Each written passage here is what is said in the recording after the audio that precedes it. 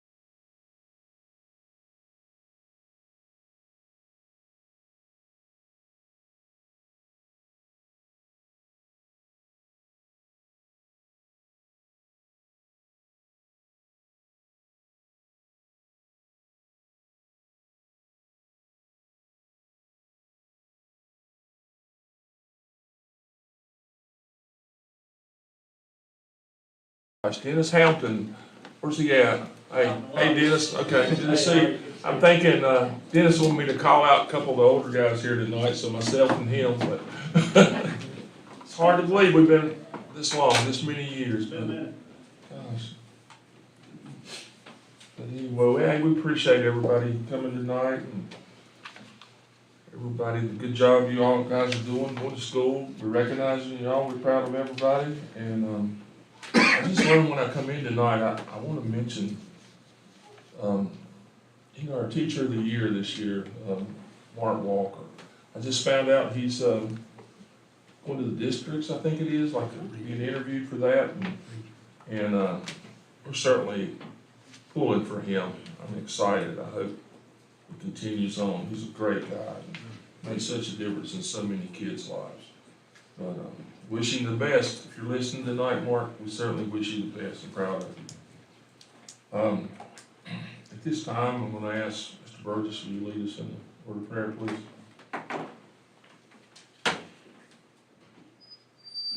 Our Father, we thank you for another opportunity to live on this earth and do things that please you. We pray for our students and our staff members, Lord. We pray that you will bless them physically, but also bless them spiritually, Lord.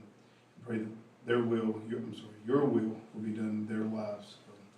And we ask your guidance in this meeting from the board, that we will make the right decisions. And also, Lord, we ask for, in our world today, we ask for peace and safety of those that are not living in areas that as safe as even the areas that we are in. We ask this in the holy name of Jesus Christ, our Lord and Savior. Amen. Amen. At this time, everyone stand for the Pledge of Allegiance.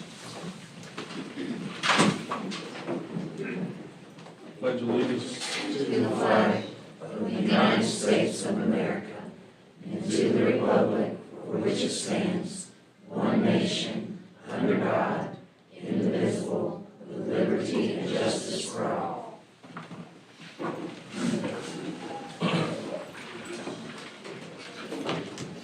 I just want to say something real quick before I turn it over to our superintendent.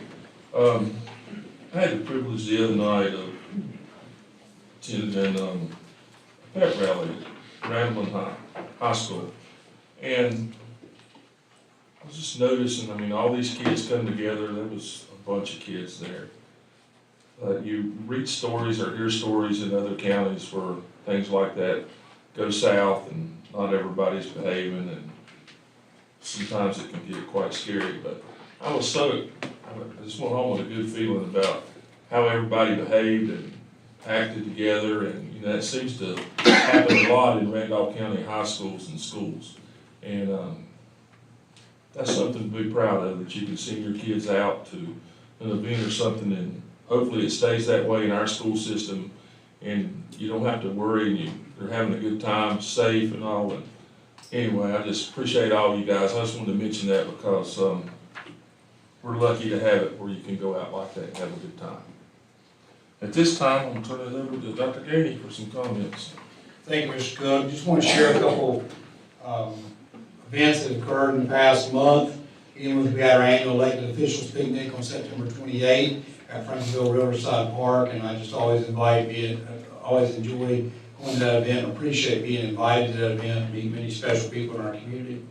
On the 6th of October, I want to say a big thank you to Dr. Shaw Ardalan, who's the new president of Randolph Community College, because he, on that date, sponsored a legislators appreciation reception at Randolph Community College, and just appreciated the invitation, again, to interact with some legislators, and just appreciate him inviting me to that event. When we get back to our schools on the 9th of October, last week was quite a busy week. I had a band and chorus concert. You already read at 6:12, but I want to take a moment. I want to thank Ms. Angel Freeland, the school's band director, Ms. Christy Engelbrecht, the school's chorus teacher, and Holly Kratz, the art teacher. There was artwork on display at this concert, but it was a combination band and chorus concert. I want to thank them for their great work with their students and congratulate their students on the great performance as well. The next night I had a chance to attend a chorus concert for Southwestern Randolph High School, and again, want to congratulate our students who participated in that event, as well as Alyssa Plott the school's chorus teacher, for just a great performance all the way around. Thursday night, I had a chance to go to Southwestern Randolph Middle School and watch a Beta Club induction ceremony. I want to thank Principal Michael Crider and his staff for making that event such a special one for our students at Southwestern Randolph Middle School. And on Thursday and Friday, I had a chance to attend a very special event at the Family Sports Center in Ashboro. It was Special Olympics bowling, and I had a chance to watch our elementary school students and our middle school students compete. It was great seeing all the kids and great watching them have fun and compete. I just want to thank all the staff members. There were staff members all over the facility helping children, and it was just a great picture in my mind, both of those days, and just enjoyed it tremendously. And finally, I want to say a big thank you to the teachers who have had a chance to visit our classroom to read in over the last month or so. Ms. Klein, Ms. Odom, Ms. Smith, and Ms. Queen at Hopewell Elementary School. Also had a chance to read Ms. Clark and Ms. Butts and Ms. Vanover's classes at Randall Elementary School, and then went up to Liberty Elementary recently and had a chance to visit with Ms. York and Ms. Roderick's students and read with them. And it's always a pleasure. You know, it's one thing to have scheduled events. It's another thing to see schools in action, in their everyday action, and I'm pretty proud of what goes on every day in our schools. Everything's not perfect, but our children and our staff and our parents all work very well together to make our days in Randolph County school system and school buildings great. And just those moments of being in classrooms and reading with children and getting a chance to talk to them after. I'm not even sure the book is, you know, whatever reading is great, but I'll probably look forward to the conversation that happens on the backside of that, and just watching the children interact with each other and respect each other and respect what's going on in school every day. So, Mr. Cook, this concludes my comments. I do want to pass out a schedule of events for board members. This has everything moving forward after tonight. So I want to give you guys this. And, thank you, Mr. Cook. Sharon still? Yes, she is. Okay. Okay, I'm sorry, I forgot to mention when we started that Ms. Farlow is with us tonight by Zoom. She's under the weather, but we certainly appreciate you being here with us, Sharon. So used to not looking over there, but Sharon's here. So at this time, I need a motion to approve the September 18th, 2023 minutes. Have a second? I guess that would be me. Yes. Unusual looking around. All right, all those in favor say aye. Aye. Opposed, motion carries. Okay, at this time, we're going to move on to the recognitions, and Ms. Amber Ward, welcome. Thank you, Mr. Cook, and good evening to you, our other board members, Dr. Gainey, and to all of our guests. Each year, the North Carolina Department of Public Instruction's Exceptional Children Division honors educators of excellence. An educator of excellence is recognized as a leader in service to the school and/or school system through innovative instructional programs or methodologies that have demonstrated positive outcomes for students with disabilities. Lindsay Armfield has provided exceptional learning opportunities to students in the Randolph County school system for 8 years. She has served all 8 years at Providence Grove High School, teaching everything from resource to occupational course of study to extended content standards. Her love for education has been and remains high school age students.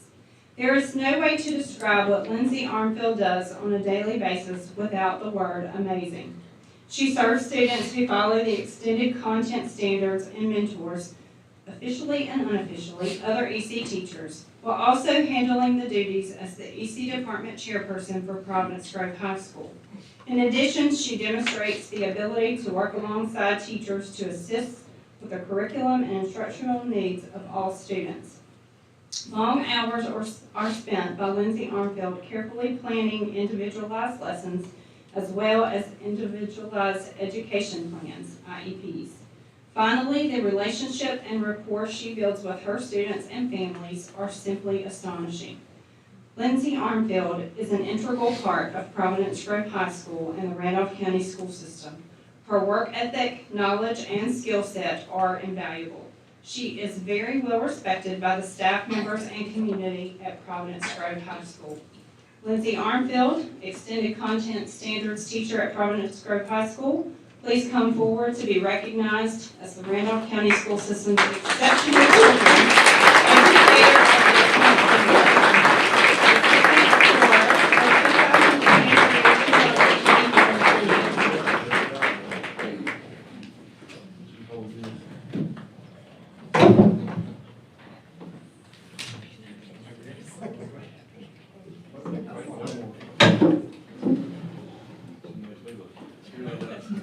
Thank you for all you do.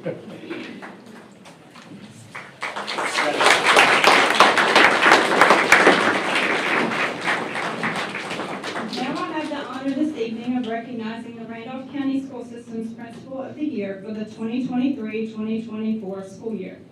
The Principal of the Year award is nominated and selected by fellow principals in recognition of outstanding leadership and service to his or her school.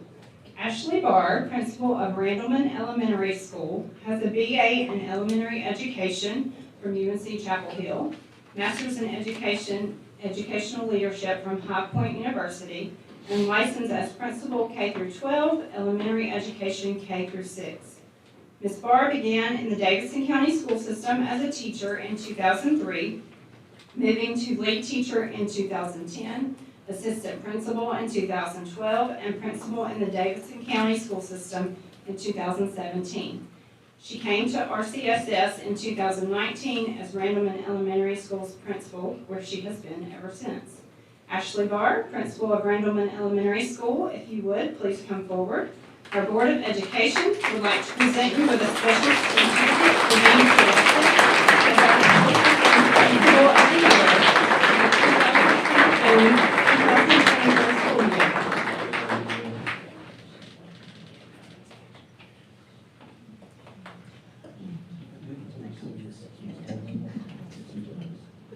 Ashley, congratulations on this outstanding honor.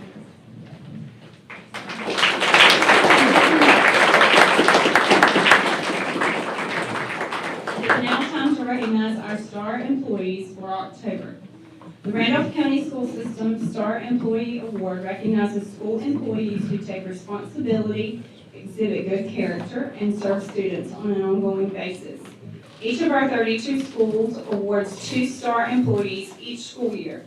Awards are presented to STAR employees at our monthly Board of Education meetings from September through February. For the 6th year in a row, Vicki Gallimore of Remax Central Realty is serving as the sponsor of our RCSS STAR Employee Awards. As sponsor, Vicki Gallimore is purchasing the 64 plaques to be handed out to our winners during the 23-24 school year. We are extremely grateful for Vicki Gallimore's support of our school staff members. STAR employees, as I call your name, please come forward to receive your plaque, and as the award recipient comes forward, anyone here in support of the STAR employee is welcome to stand. Employees remain standing at the front, and we will have an opportunity to take group photos at the end. Franklinville Elementary School, Jennifer Snutherly. Franklinville Elementary is proud to announce Jennifer Snutherly as our STAR employee. Ms. Snutherly works diligently to ensure that every child's needs are met. She supports classroom teachers and school staff to create learning opportunities to target individual student needs. Ms. Snutherly is loved by all of the students throughout the school, and she has built lasting relationships with students and families. She can be seen smiling and laughing throughout the day, and her positive attitude makes an impact at Franklinville. The staff at Franklinville appreciate everything that Ms. Snutherly does for the entire campus, and we are proud to honor her as our STAR employee. Grace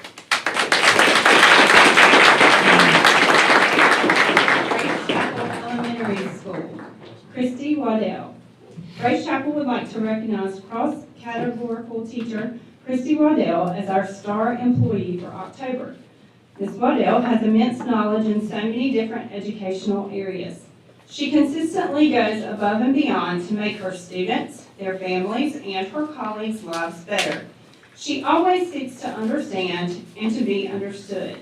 She is always willing to provide support, resources, assistance, knowledge, and advice to her colleagues, parents, and other RCSS employees outside of Grace Chapel. She has a gift not only for understanding the medical, educational, physical, and emotional needs of the children who are blessed to cross paths with her, but she is also gifted in organizing information and collecting, documenting data, which further allows others to understand as well. She has helped secure services and advocated for countless students in her career whose lives literally would not be as fulfilled without the help she ensured they received.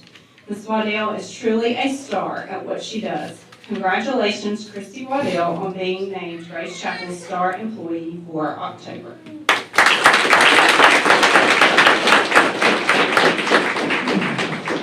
Level Cross Elementary School, Megan Milliken. Ms. Milliken is a valuable asset to all at Level Cross.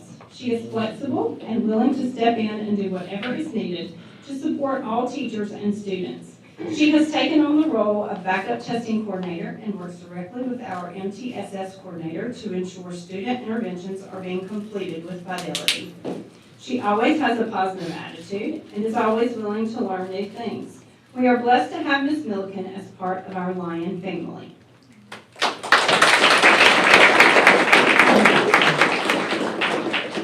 Liberty Elementary School, Patricia Hattie Snyder. Hattie Snyder consistently shows a friendly and supportive attitude toward others. She willingly offers her time to maintain and tend to our garden at Liberty Elementary. She is always willing to step up as a bus driver or a monitor if needed. Ms. Snyder is a special member of our staff. She is a team player, level-headed, and kind, no matter what comes her way. She is dependable and smart with a growth mindset. Liberty Elementary is lucky to have Patty Snyder on our team.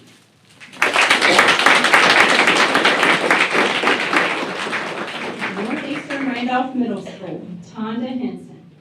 When I think of who the star employee should be, I wonder, if this person was not here, would it leave a big hole that would take a lot of effort to fill? Tonda Henson instantly comes to mind. Simply put, she lives and breathes being a patriot.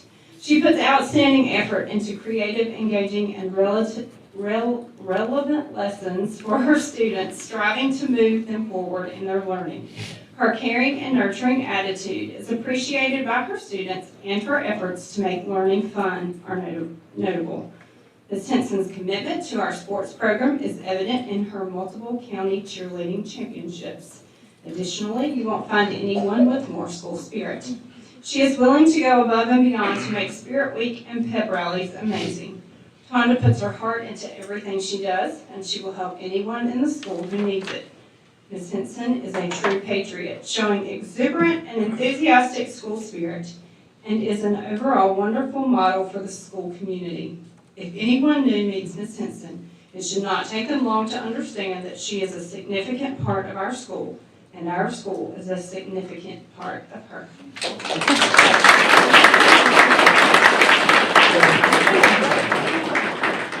Providence Grove High School, Megan Marley. Providence Grove High School recognizes Megan Marley as the star employee. Ms. Marley is an asset to the Providence Grove community. She is a leader in the classroom, school, and community by supporting her students and peers in various ways. Ms. Marley is innovative, collaborative, and solution-oriented.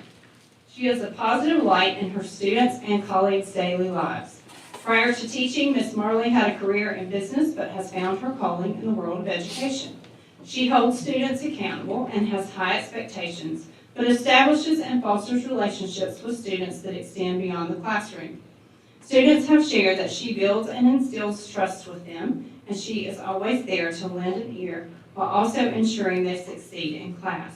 Ms. Marley is full of school spirit, shares her knowledge with others, and spreads goodness where she leads. Providence Grove is proud to call Ms. Marley a patriot and their star employee.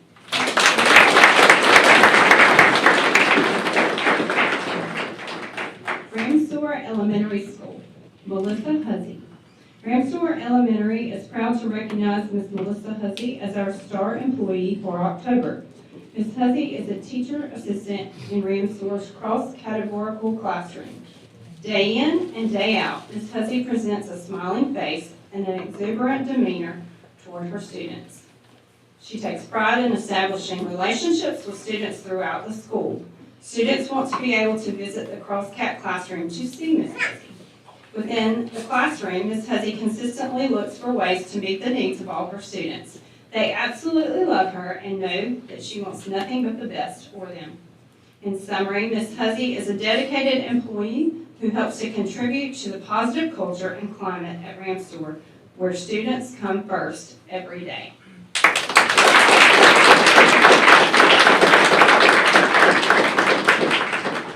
Randleman Elementary School, Sean Shoptaw.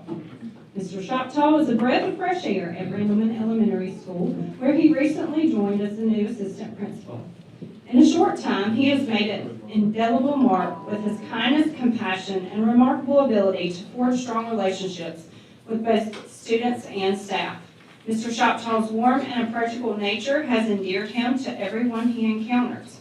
He exudes genuine care and empathy, making students and colleagues feel valued and heard. His willingness to listen and offer support has already made a significant impact on our school community. One of Mr. Shoptaw's standout qualities is his seemingly boundless knowledge and expertise. It's as if he can do pretty much anything. Whether it's troubleshooting technology issues, supporting staff and students, or offering guidance in challenging situations, Sean's versatility and proficiency are simply impressive. His arrival has injected a sense of optimism and unity at Randleman Elementary School, and his presence is a testament to the positive impact an assistant principal can have on a learning environment. With Mr. Shoptaw on board, we can look forward to continued growth, cooperation, and success in our school community.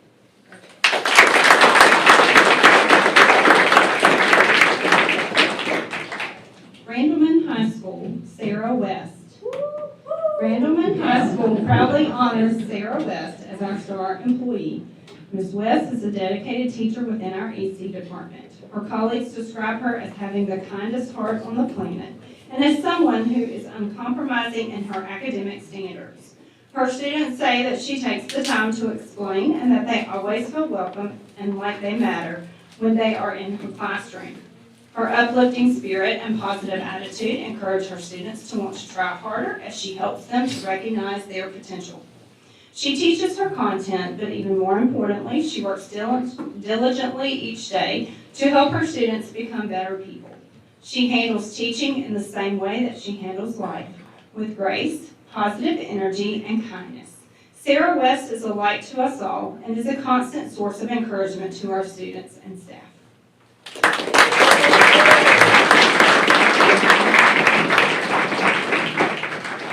Randleman Middle School, Teresa Brown. Teresa Brown is such a natural at her job that staff often forget she is only a second-year teacher. She works tirelessly to push her extended content students so they will acquire the skills needed to be successful in school and in life. Her compassion for her students is evident in every moment of the day.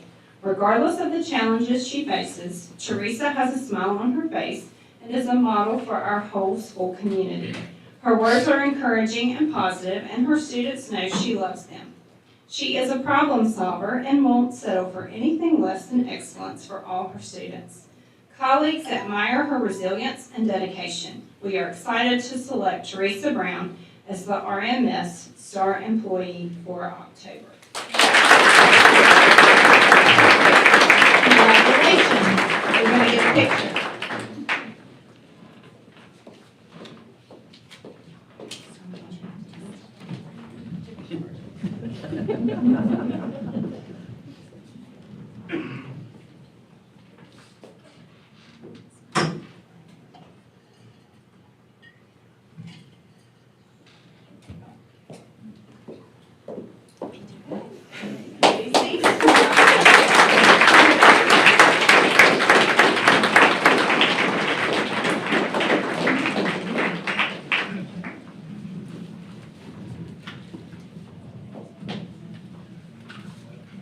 Now it's time to recognize our Star 3 students for October.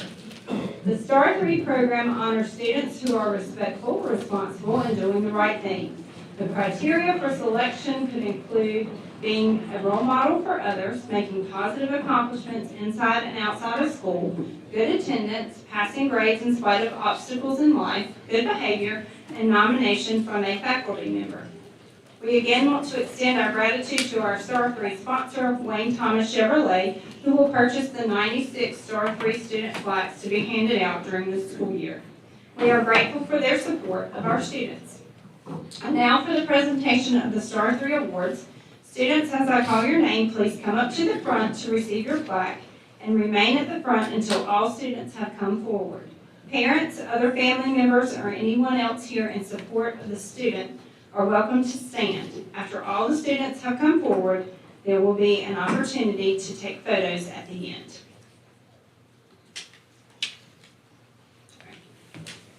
Franklinville Elementary School, Kylie Burkhart. Franklinville Elementary School is proud to present Kylie Burkhart as our Star 3 student.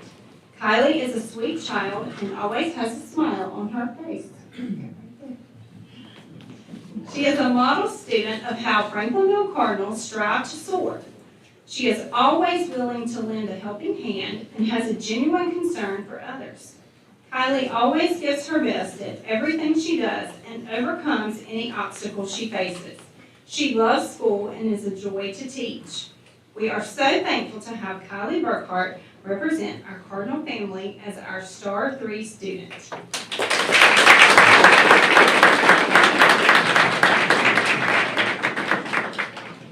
Grace Chapel Elementary School, Waylon Bolton. Grace Chapel Elementary School is proud to recognize Waylon Bolton as our Star 3 student for October. Waylon is a student who holds all of the traits that a Star 3 student should. He is kind and compassionate. He is a hard worker who is diligent and disciplined. He values others and is respectful. He understands the value of learning and cares about his education. He perseveres in the face of adversity and never backs down from a challenging situation. Even when he feels discouraged, he puts his best foot forward and never lets his emotions change how he treats others.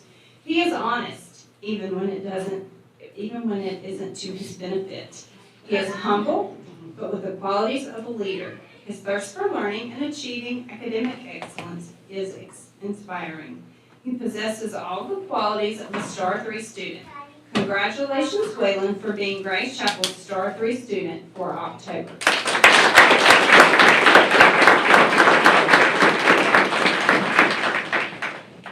Level Cross Elementary School, Abigail Ash. Abigail is a 4th grade student at Level Cross. She is an exemplar of the pride model that we follow. She is always prepared, respectful, involved, dependable, and engaged each and every day. She is always willing to step in and help any student in need. She does not stand by and watch other students struggle or get picked on. She is a friend to all and has such a big heart. She is always willing to lend a helping hand and models her lion pride for all to see. We are so thankful to recognize Abigail Ash as our Star 3 student.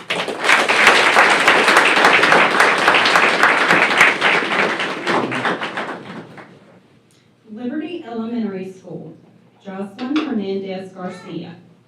Liberty Elementary School is proud to select Jocelyn Hernandez Garcia as our Star 3 student. Jocelyn is a great student and leader in the classroom. She is attentive and gives maximum effort. She is also a great helper to her teachers and classmates.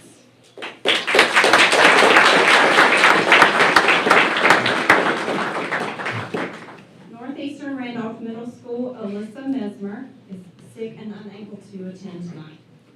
8th grade is proud to select Alyssa Mesmer as a Star 3 student for Northeastern Randolph Middle School. Alyssa is an active member of both Beta Club and Jazz Band. She is kind and courteous and is always doing the right thing. Alyssa has a lot of patriot pride and it is shown through her school involvement in clubs, intramurals, pep rally games, and multiple sports teams. Alyssa is a great role model and makes accomplishments both inside and outside of school. She has great attendance and active participation in classroom activities and discussions.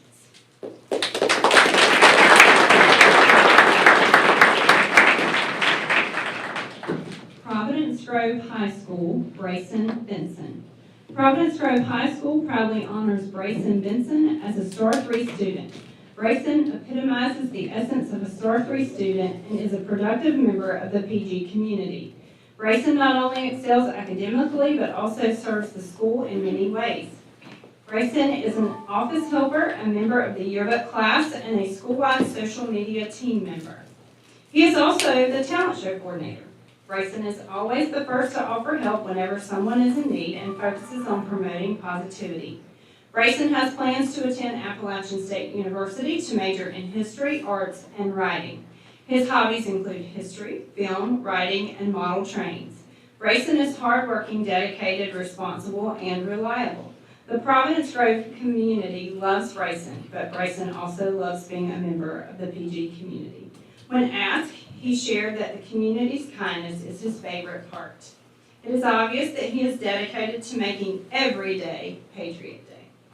We could not be more proud to recognize Brayson as our Patriot representative for the Star 3 student.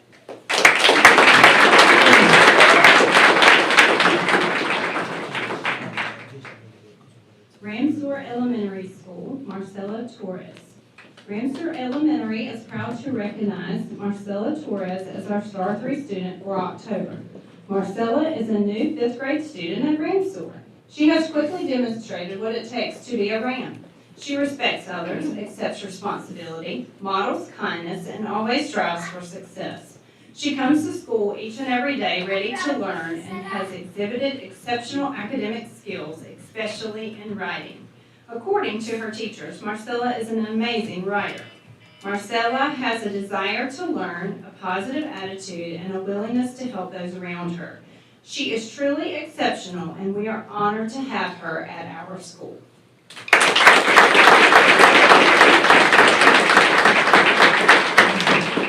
Randleman Elementary School, Santiago Cortez Avila. Santiago is a remarkable student who consistently demonstrates exemplary qualities both inside and outside the classroom. His dedication to learning is evident in his unwavering preparedness and respectful demeanor. Even on days when he may not be feeling his best, Santiago's positive attitude shines through, and he never utters a complaint. Instead, he always strives to give his very best effort, setting an inspiring example for his peers. Santiago is not only an exceptional student, but also a genuine team player. He actively seeks opportunities to display kindness and support for his classmates. Whether it's holding the door open for a friend, greeting younger students with a friendly wave in the hallway, or simply sharing a warm smile with everyone he encounters, Santiago radiates happiness and goodwill. He epitomizes the essence of a trustworthy and caring friend, a fact that fills those around him with pride and admiration. Santiago Cortez Avila is truly a beacon of positivity and kindness in our school community.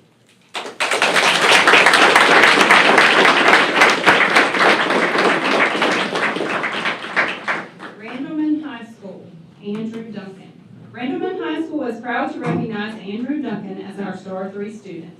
Andrew is a self-motivated, mature young man. He takes career and college promise and advanced classes.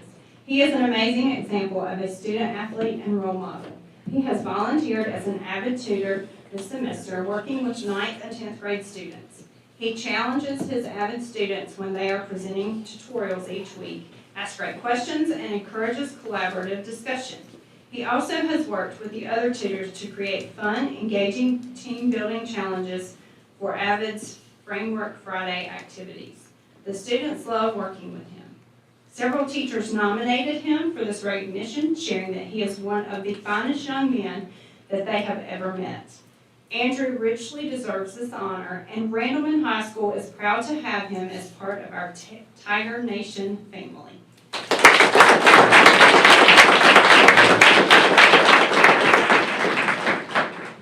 Randleman Middle School, Curtis Parks. All of his teachers agree that Curtis Parks is one of the most considerate, responsible, and mature students they have ever had. He cares about the class as a whole, not just academically, but as individuals. Curtis is often seen going out of his way to welcome and help new students.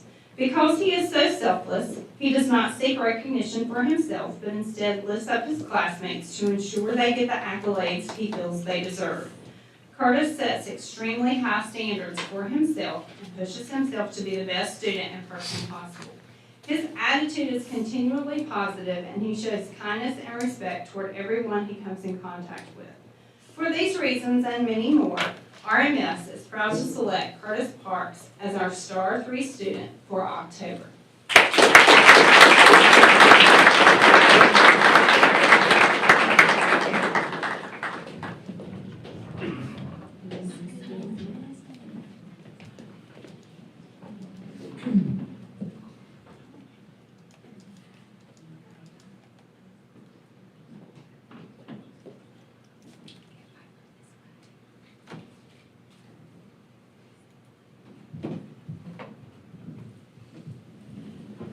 Congratulations.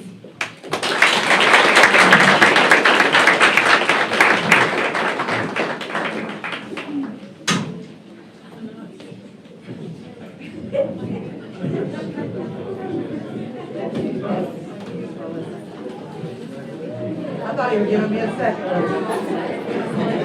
Thanks, Rick. One's not enough. It's true.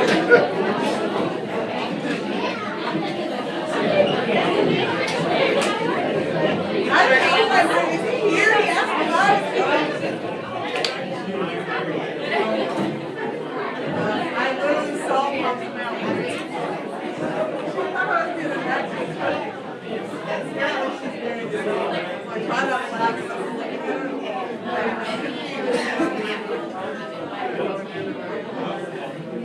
Hey, how are you? Yes,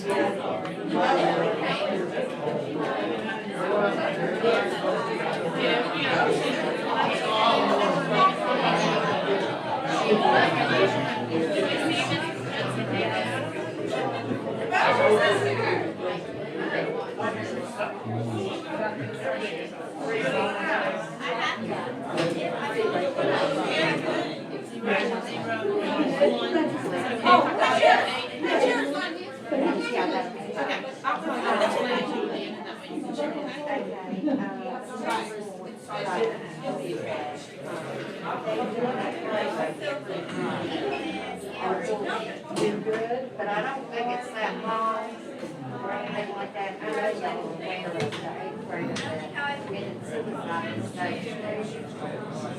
And, my leg off was in the kitchen.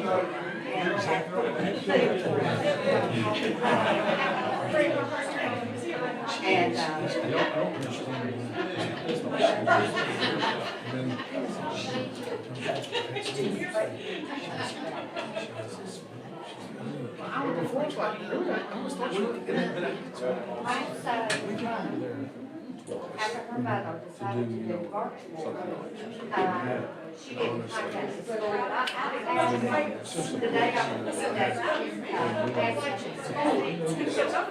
I asked the parents to look at the cafeteria, to find out who it was, and, so I contacted them later, and I told who it was. And I wanted to know, did they find out who it was? And she said yes. But she said she wasn't allowed to give me that information. I said, well, what's it done? She asked, but I'm not allowed to give that information. Well, first of all, I don't agree with that either. Well, yeah, and I tell you what, I will call you first thing in the morning, we can discuss it some more, okay? Okay. Yeah, because we, yeah. I love that song. Sorry. You should have stopped me about 2 minutes ago. Sorry. Thank you so much.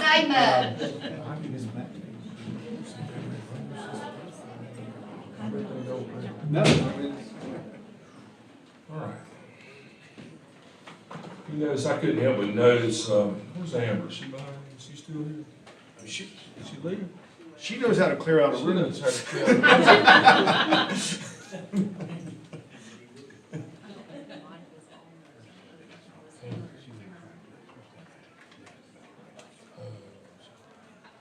No, I was just gonna say that I noticed when she moved the podium, Dale, she looked like she was moving a little faster, less stronger than you have. I'm sorry to bring that up like this, but you notice that, right? I mean, she just wheeled it right over. You're probably right. Tim always needed help, but. Yeah, still used to have to take two. He's not here to defend himself. All right, so, we need we had no one sign up for public comments tonight, so we'll move right on from that. So we need a motion to adopt the meeting agenda. We have a second? You guys are going to say what about tonight? All those in favor say aye. Opposed? We're gonna get Sharon in a second.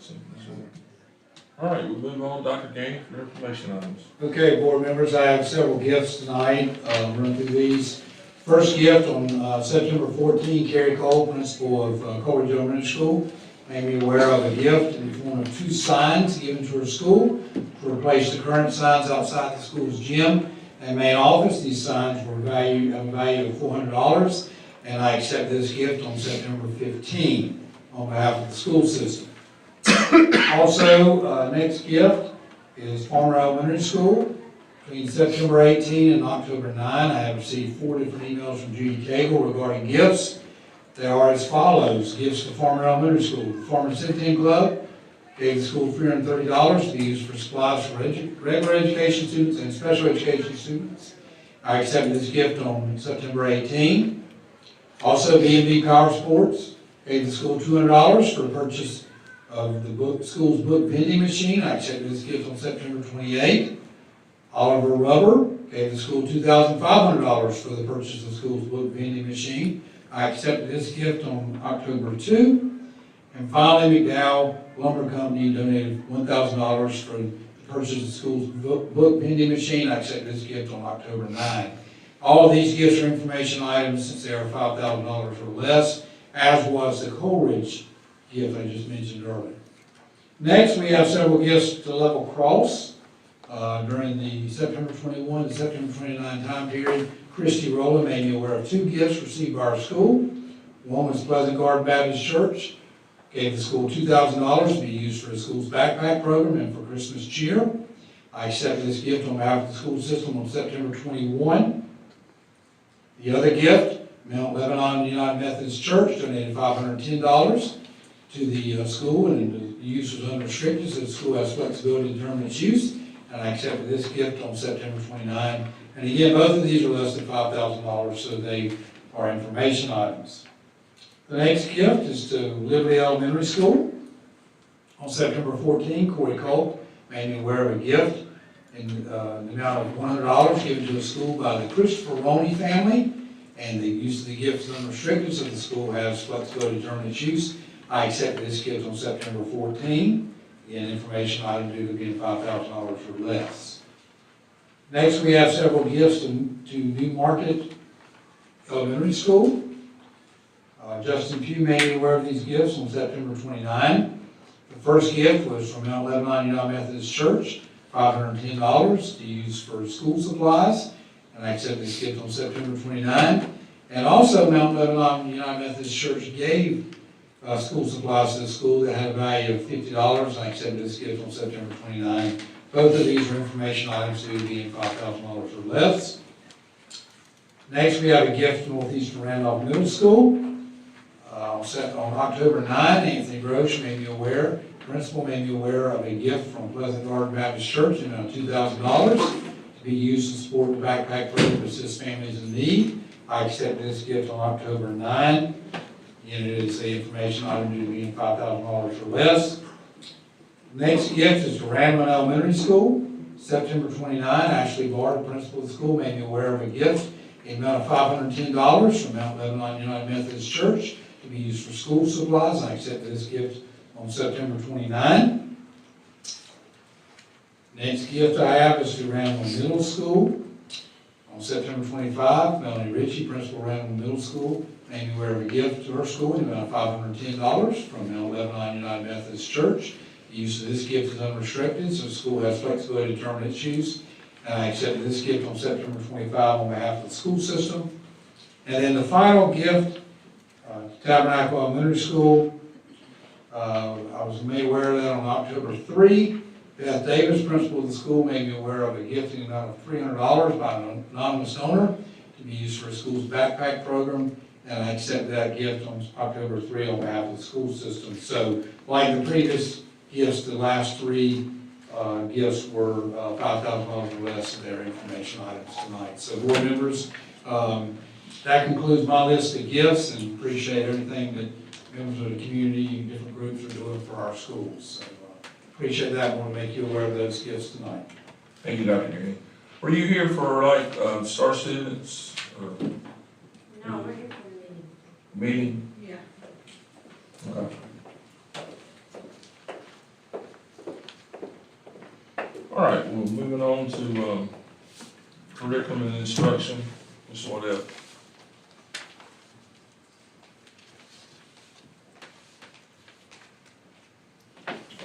Good evening, board members. Tonight I bring to you 3 grants. The first one is a Donors Choose grant. Randall Middle School received a Donors Choose grant in the amount of $435 on September 27th. The grant will provide a classroom set of math manipulatives for learning fractions. Alexandria Barton, 5th grade teacher, was responsible for submitting this request. The next grant is the Thomas Tire Extra Mile Grant. Trinity High School received a Thomas Tire Extra Mile Grant in the amount of $500. This grant was received on September 13th, and it will provide funding for classroom organization materials, lab supplies, and writable surfaces. Nicole Gilliam, science teacher, is responsible for submitting this request. The final grant I have for you tonight is the Dick's Sporting Goods Foundation Sports Matter Program Grant. URA Ridge 612 received a Dick's Sporting Goods Foundation Sports Matter Program Grant in the amount of $5,000. This grant was received on October 2nd and will provide funding to replace equipment in the school fitness center. William Volano, English teacher, was responsible for submitting this request. Thank you. Thank you. Okay, Todd. Good evening, board members. I would like to welcome Shannon Dennison. She is with Anderson, Smith & White Certified Public Accountants, and this is her second year representing that firm, doing our audit and presenting our audit. And I would just like to take a moment to thank her for her and her team, their hard work. They do a great job. They have a very efficient process, and they work well with my staff, and I think we work well with them. Meanwhile, we'll turn it over to Shannon to present the 22-23 audit.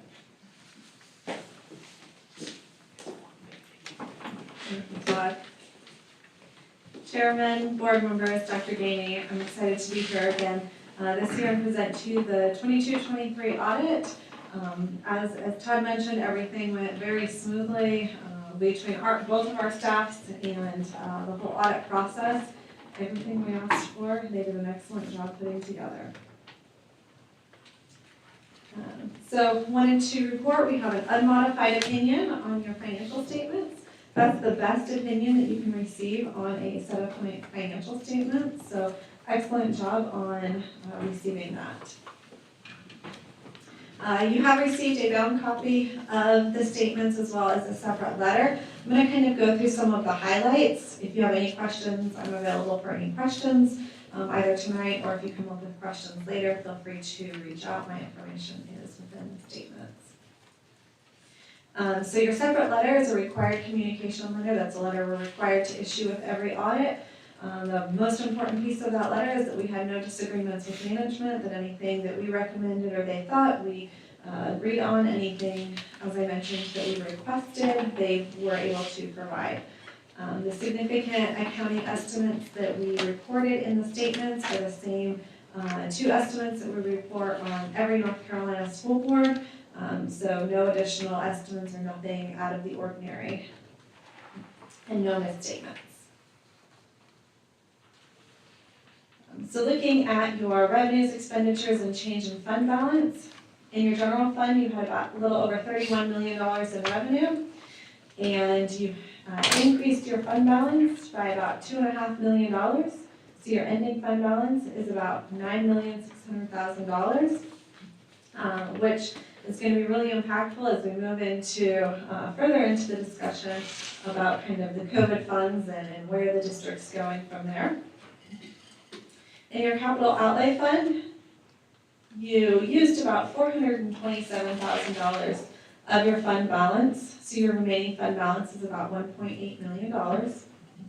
And your fund balance is going to be similar to your savings account.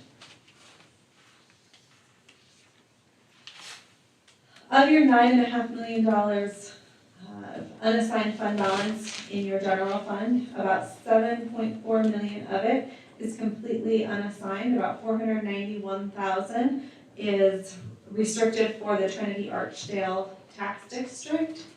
And then additional $840,000 is utilized in inventory. So about $7.4 million is really what you have available to be able to spend and allocate in future years' budgets. And capital outlays the full $1.8 million. And you have about $8.4 million in cash as of the end of the year. So we do a report comparing the budget that you all passed as well as all the amendments compared to the actual expenditures of the school board. And pleased to report that all expenditures were within the budgets that you passed. You had no overages. So well done in being able to maintain the budget and amendments. For the Child Nutrition Fund, rather than looking at fund balance, we do specifically recommend looking at cash because there's some other things that kind of come into the child nutrition financial statements. So you saved about $621,000 in cash in the child nutrition program this year and ended with about a little over $7.5 million in cash. Which we're seeing in a lot of districts this year, actually spending down some of that cash coming out of the COVID reimbursement. And so to be able to save really goes to how well that program is operating, especially with the increased cost of food. So in addition to an unmodified opinion, we look at findings for your audit report. I'm pleased to announce that there are no findings for your financial statements. We also do an in-depth look at your federal grants to make sure that they are spent according to grant guidelines, and we had no findings with how your federal funds were spent, meaning they were all spent as far as we could tell according to grant guidelines, and same with the state awards, no findings. So you have a very clean audit this year. Congratulations. And that's hard work, not only from the finance department, but really district-wide, because we do work with various different departments as we're going through and evaluating, especially the federal programs. So that's the bulk of the audit information. Now, kind of putting it a little bit into context, this looks back at your revenue over time. The green's going to be your state revenue, relatively constant. You're going to have increases related to teacher salaries and salary increases that they've done. The federal, I think, is the big one to look at.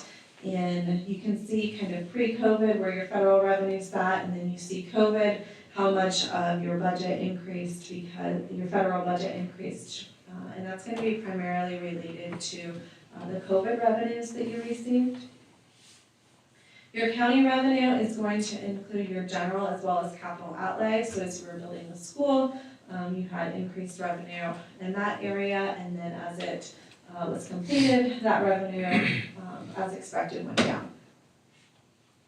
Then the smaller gray is gonna be any other revenue, that's gonna be any grants, donations, reimbursements, anything other than the specific state, federal, and county funds. So looking specifically at the COVID revenue, in 2022, you peaked on your COVID expenditures just under $25 million. This past year in 2023, you had about $15 million in COVID revenue and expenditures. Going into 2024, as you're winding down the spending on those funds, that's going to kind of continue to wind down until roughly September 2024. So as you look forward to that, I'm sure there are many things that you've done that you'd like to continue to do. So starting to think about the budget and what that looks like as that $15 million continues to come down. And while some of those were one-time expenditures, kind of keeping in mind, and there's also been inflation since 2020 when those funds came in. So what you might have been able to do in 2019 may be a little bit more challenging to do in 2025. So just keeping an eye on that. Again, as I mentioned, you guys added to your fund balance in your general fund, and that's going to be really helpful as you come off of these funds, because some of that add, or probably a good portion of that add, was indirect costs off of this COVID money, and so that's going to be able to help you kind of have a smoother transaction. So excellent planning on your part. And then looking at your local fund balance over time, again, as we kind of looked at your fund balance, kind of as the peak, as it goes up with some of the indirect costs, and what you were able to do with some of the additional COVID funds to be able to build that up, to be able to sustain a little bit longer. Do you all have any questions?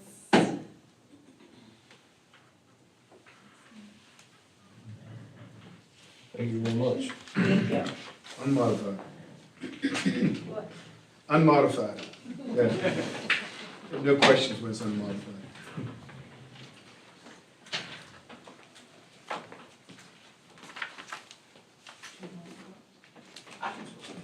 I don't mind.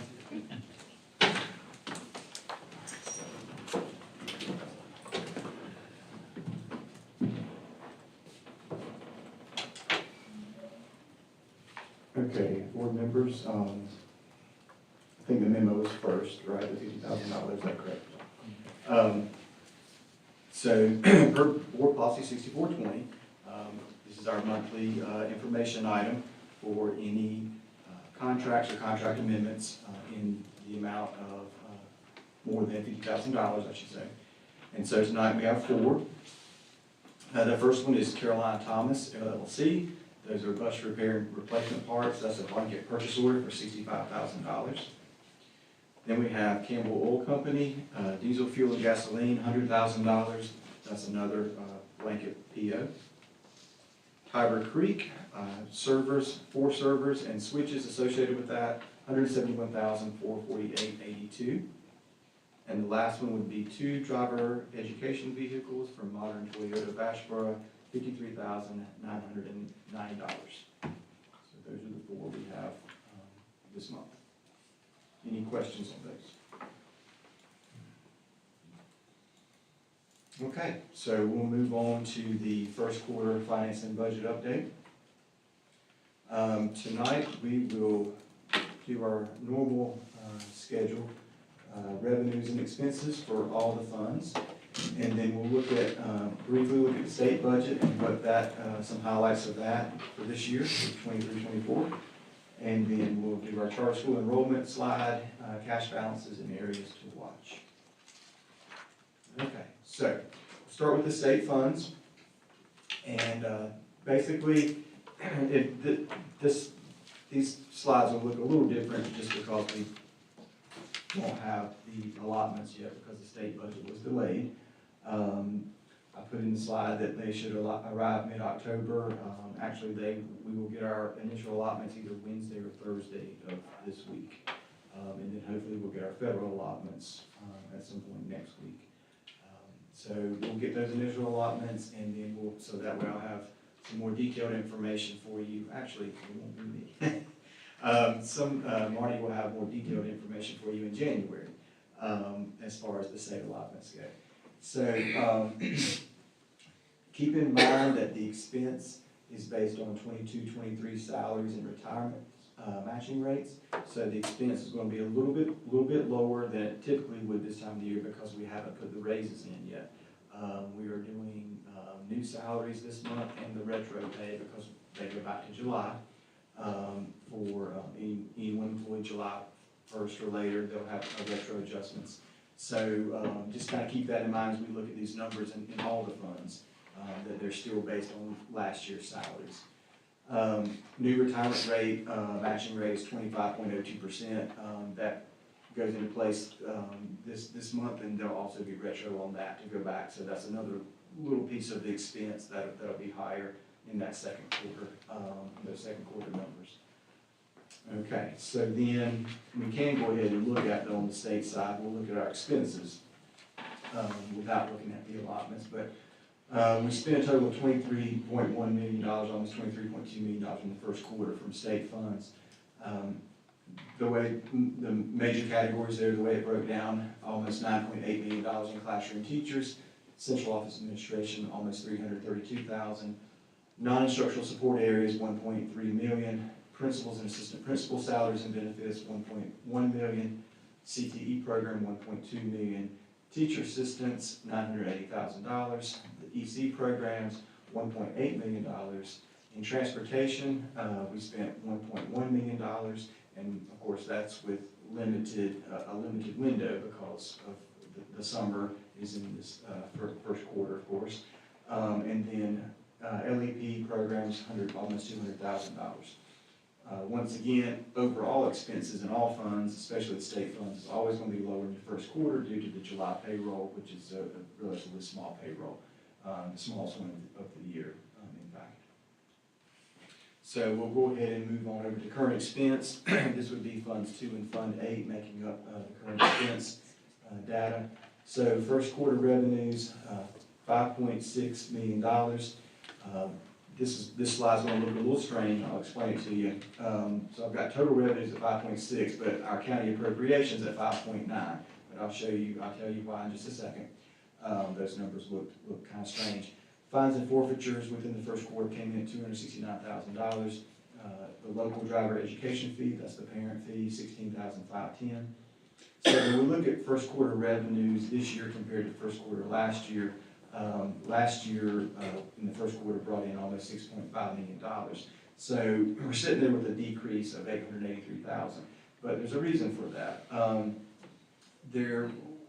The $747,145 is Medicaid revenue that was due in 22-23. It typically comes in that second or that last revenue payment usually comes in very late in the year. Seems like year before last, it was right there at the end of June, but it came in, we got it in. This year, it did not come in on time, but we booked it as a receivable because we knew it was coming. We had gotten the letter, the notification, it was coming to us. We thought, well, it's going to be sometime in July. We went ahead and booked it as a receivable. In other words, we're counting it towards revenue for 22-23. So it didn't come in, and so we continued to follow up on that, and we just found out Friday that the state Medicaid office overlooked us. And so they processed it on Friday, so we should be receiving, it should be hitting our bank account. Yeah, it should be hitting our bank account next, maybe this week, hopefully this week. Somebody's budget money. Did somebody else get extra or something? All that, they just said that their statement was that they overlooked Randolph County School System. I was like, well, please send us our money.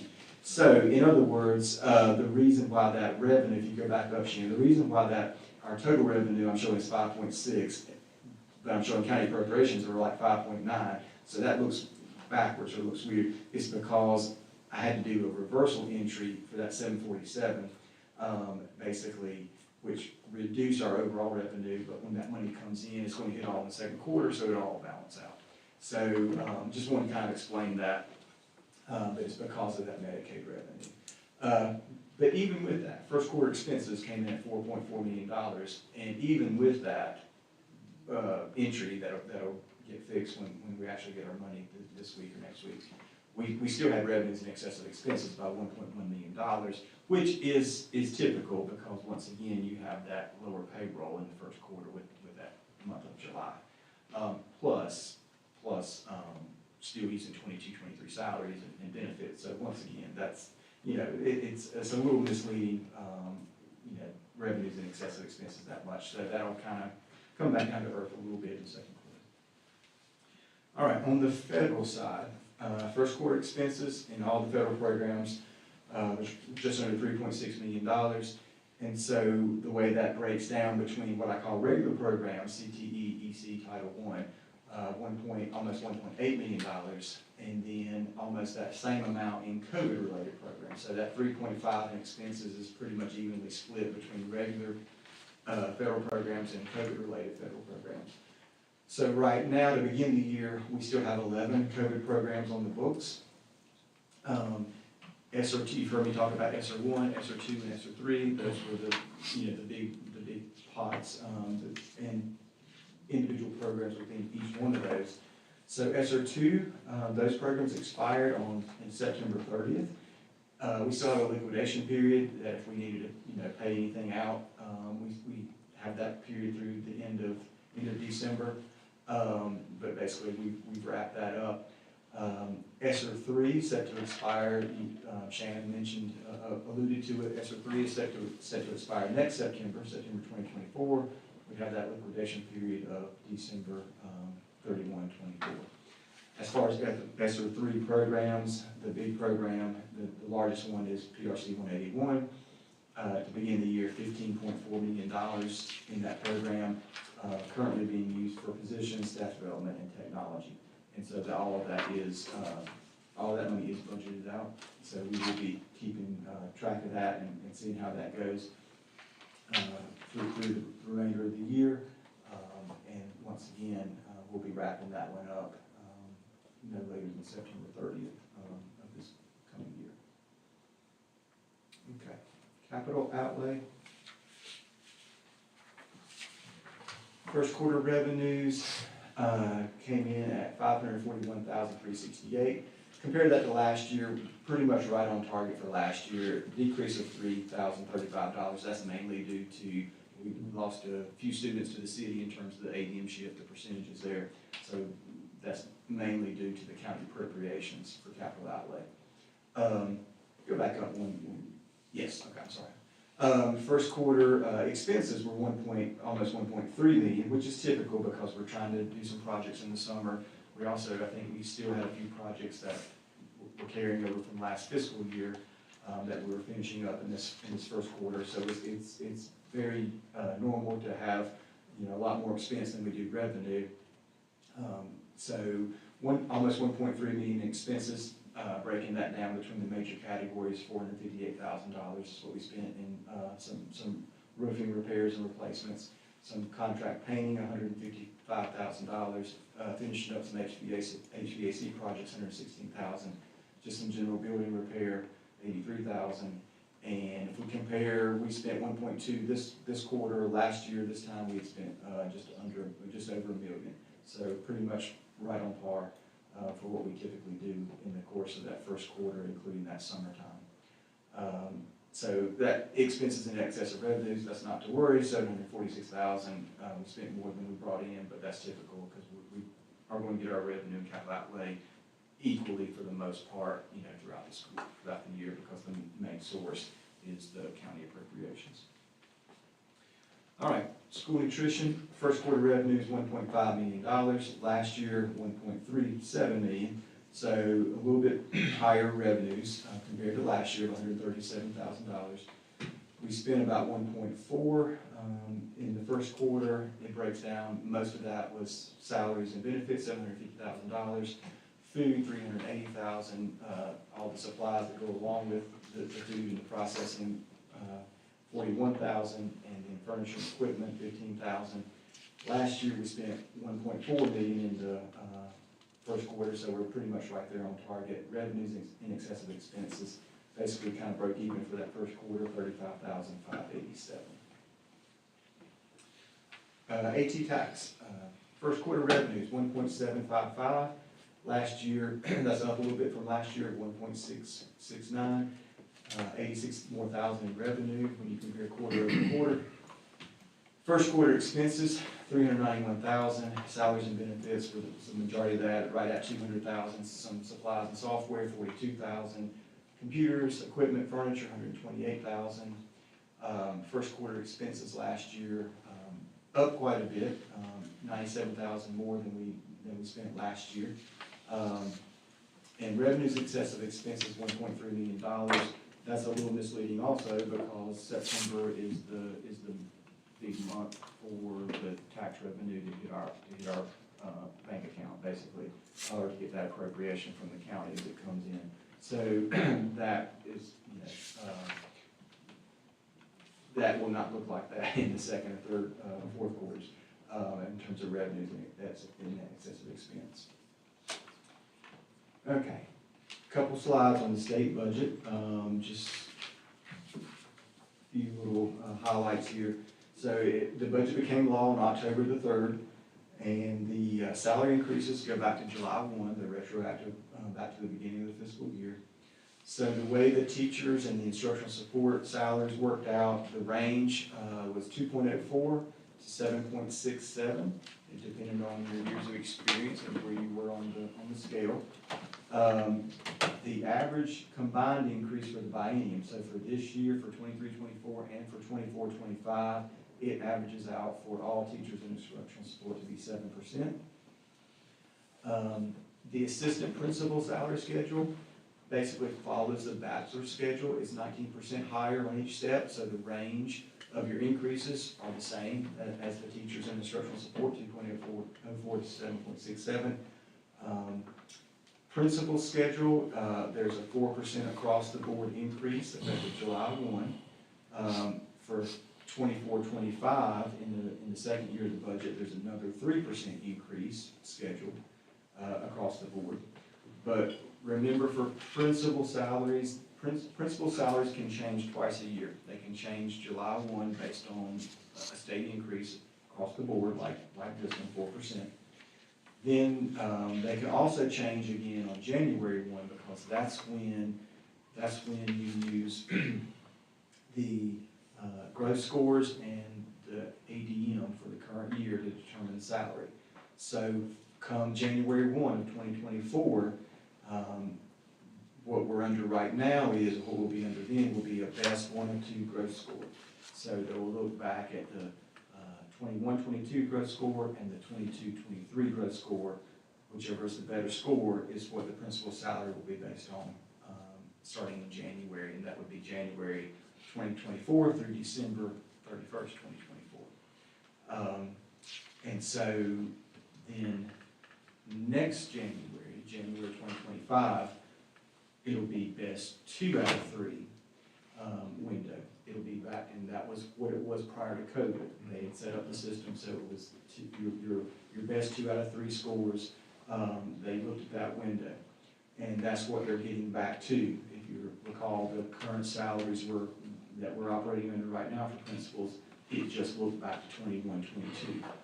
Coming out of COVID, they kind of held everybody harmless for that period of time, and then they looked at 21-22, and that was your, whatever your school did for 21-22, that was your score. And that's what we based the salary on. Back to 1 out of 2 coming this January, and then eventually 2 out of 3 for the following January. Dr. Gay, that's when we've had principals move from one school to the next in the middle of the year. That's when you kind of done that. If somebody was moving to a school that was, the principal would be harmed on salary or something, or not?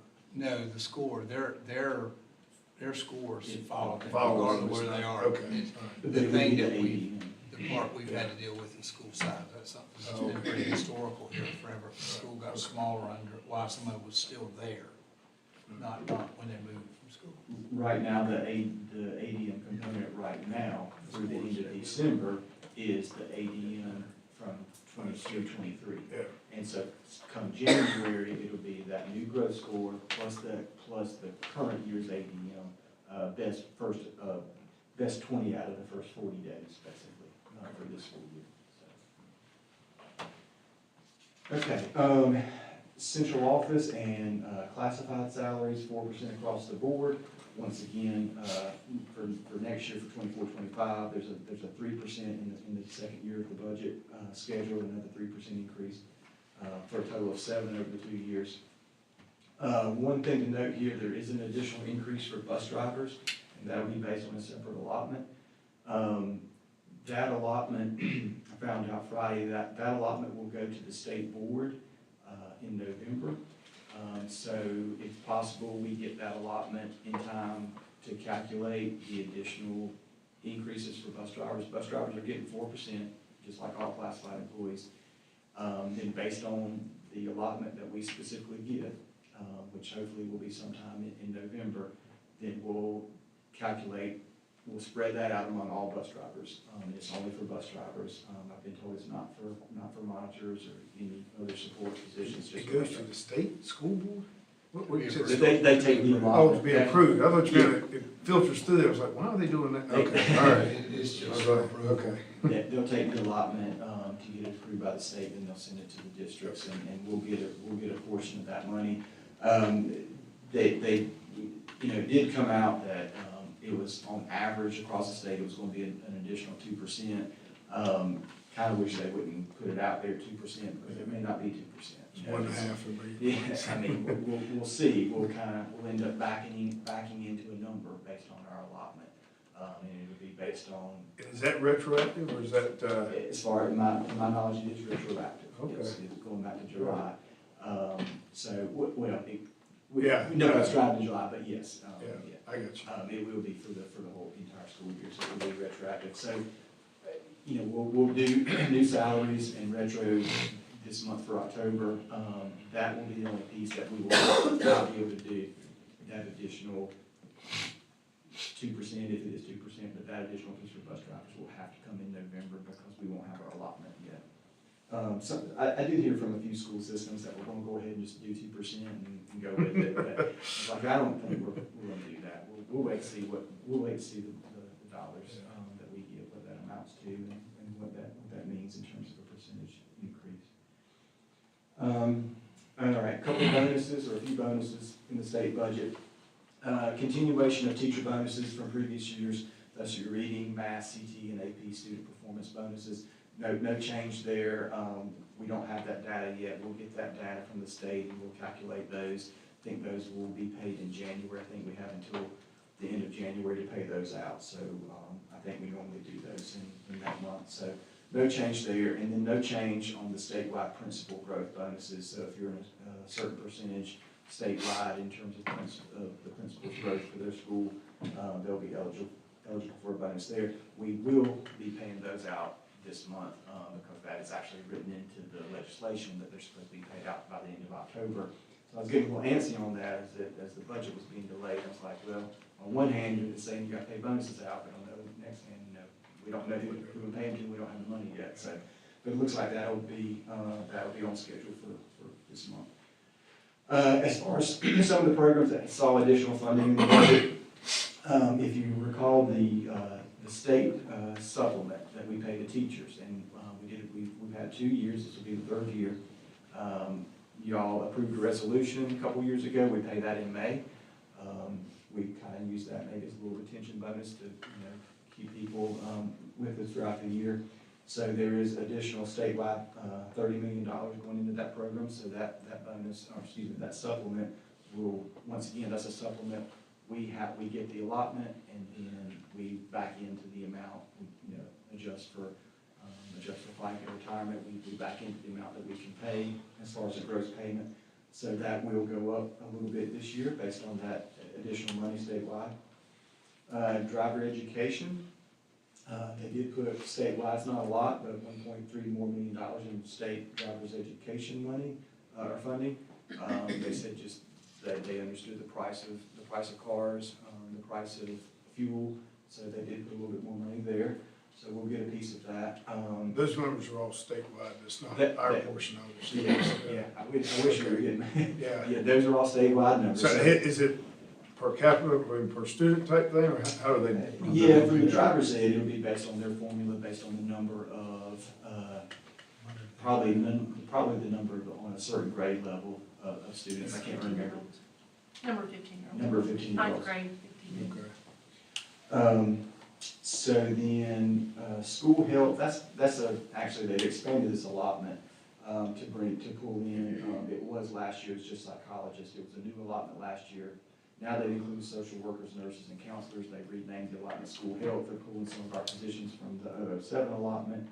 But then they're also, so that's kind of a wash, but then they're also putting an additional 10 million statewide, so we might can net another position out of that one. On the instructional supply money, there's an additional $1 million recurring, but in there for 23-24, there's actually a one-time $10 million shot in the arm in that allotment, so that'll be good. That comes from the Indian gaming, the casinos. So I don't know if they had a little bit of a surplus or what, but they've given us an extra $10 million this year. And once again, recurring $1 million for. You can use it for a lot of different things. It's instructional. So, Todd, one thing that I heard in my meeting last week, that state salary supplement, 30 million, there were school systems that were excluded from that originally, and that whole state supplement was geared towards trying to kind of level the playing field with some school systems that have bigger local supplements than others. What I heard in a meeting last week is now everybody's included in that with the exception of only Wake County Public School System and Charlotte Mecklenburg schools. It was about 5 or 6 when they first started, and there was, they were not happy, they were excluded, but, so I think Winston was probably one of them at that point, Guilford was probably one that was excluded, but what I heard in the meeting is now the only 2 that are not included in that money, so when you see that 30 million, you don't know how much really that's gonna hit us or affect us, because if you're putting several other school systems in, then it's probably gonna pull on that a little bit more. So that's what I have in my notes, Todd. I don't know what you've seen, but maybe there's 1 or 2 more that's still not in, but those were the 2 pointed out. okay, so decreases, the only notable decrease that I've seen is our at-risk funding, that's our 069 program. So $7 million statewide was redirected to a competitive matching grant. So a little disappointed in that, that basically they reduced everybody's 069 money. We use that to pay SROs, we use it to pay some assistant principals, and so some safety needs there. We use it to pay, I want to say we used to pay our ISS employees, and so a little disappointed there that allotment's going to be reduced. Don't know how much yet, because I don't, but probably by Wednesday or Thursday we'll see what that initial allotment looks like there. But that they've taken that money and put it into a grant that you have to apply for, and then if you get the grant, then you have to match it. So that's fine. I just wish they wouldn't take it from one of our existing programs. So a couple other things with the state budget. It's the intent of the General Assembly to include pre-K students in the school ADM for principal salary calculations starting in 24-25. Once again, they say it's the intent to do that. A potential issue with that we talked about on Friday at a meeting is that typically, your state money is for K-12, not for pre-K.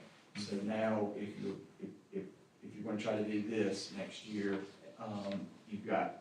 you're using state money to pay your principal salaries, but now you're using pre-K in the mix in that Do all our calculation. elementary schools have pre-K? No, only 6. You got I six think schools. 6 sites. You got 6 sites. Well, there's a little discrepancy there too. So we'll see how that plays out. But yeah, it could be a funding issue or on the use of those state funds with pre-K involved. So we'll see how that plays out. Weighted funding formula or weighted funding model for EC students is to be developed by DEPI and shared with the General Assembly at some point this fiscal year. And so that would be where, based on the needs of the students, the funding that we receive from DPI could change based on the severity and the different needs that different EC students would require. Because there can be a big discrepancy from one EC child to another. Then there's a funding in arrears model to be developed by DPI, once again shared with General Assembly. So that would be a good thing for sure. Basically there would be no more reductions to your allotments once the school year started. So, I get up here and do some few budget updates, and actually, if the budget had been on time, we've been talking about some reversions in this update. It would say, I would be saying, our initial allotments were this, but then we got our charter school reduction, then we got an NCVPS reduction, and that sort of thing. That's gonna go away. Basically, you would only have increases to your allotments, and the only one I can probably think about would be, or come up with, would be if your ADM was higher, it increased by more than 100 students. We don't know all the details on that yet, but you would not have decreases anymore. You would basically be held to your ADM. It basically would be how you finish the school year, the prior school year, and then your planning allotment, that would basically be your allotment for the next school year.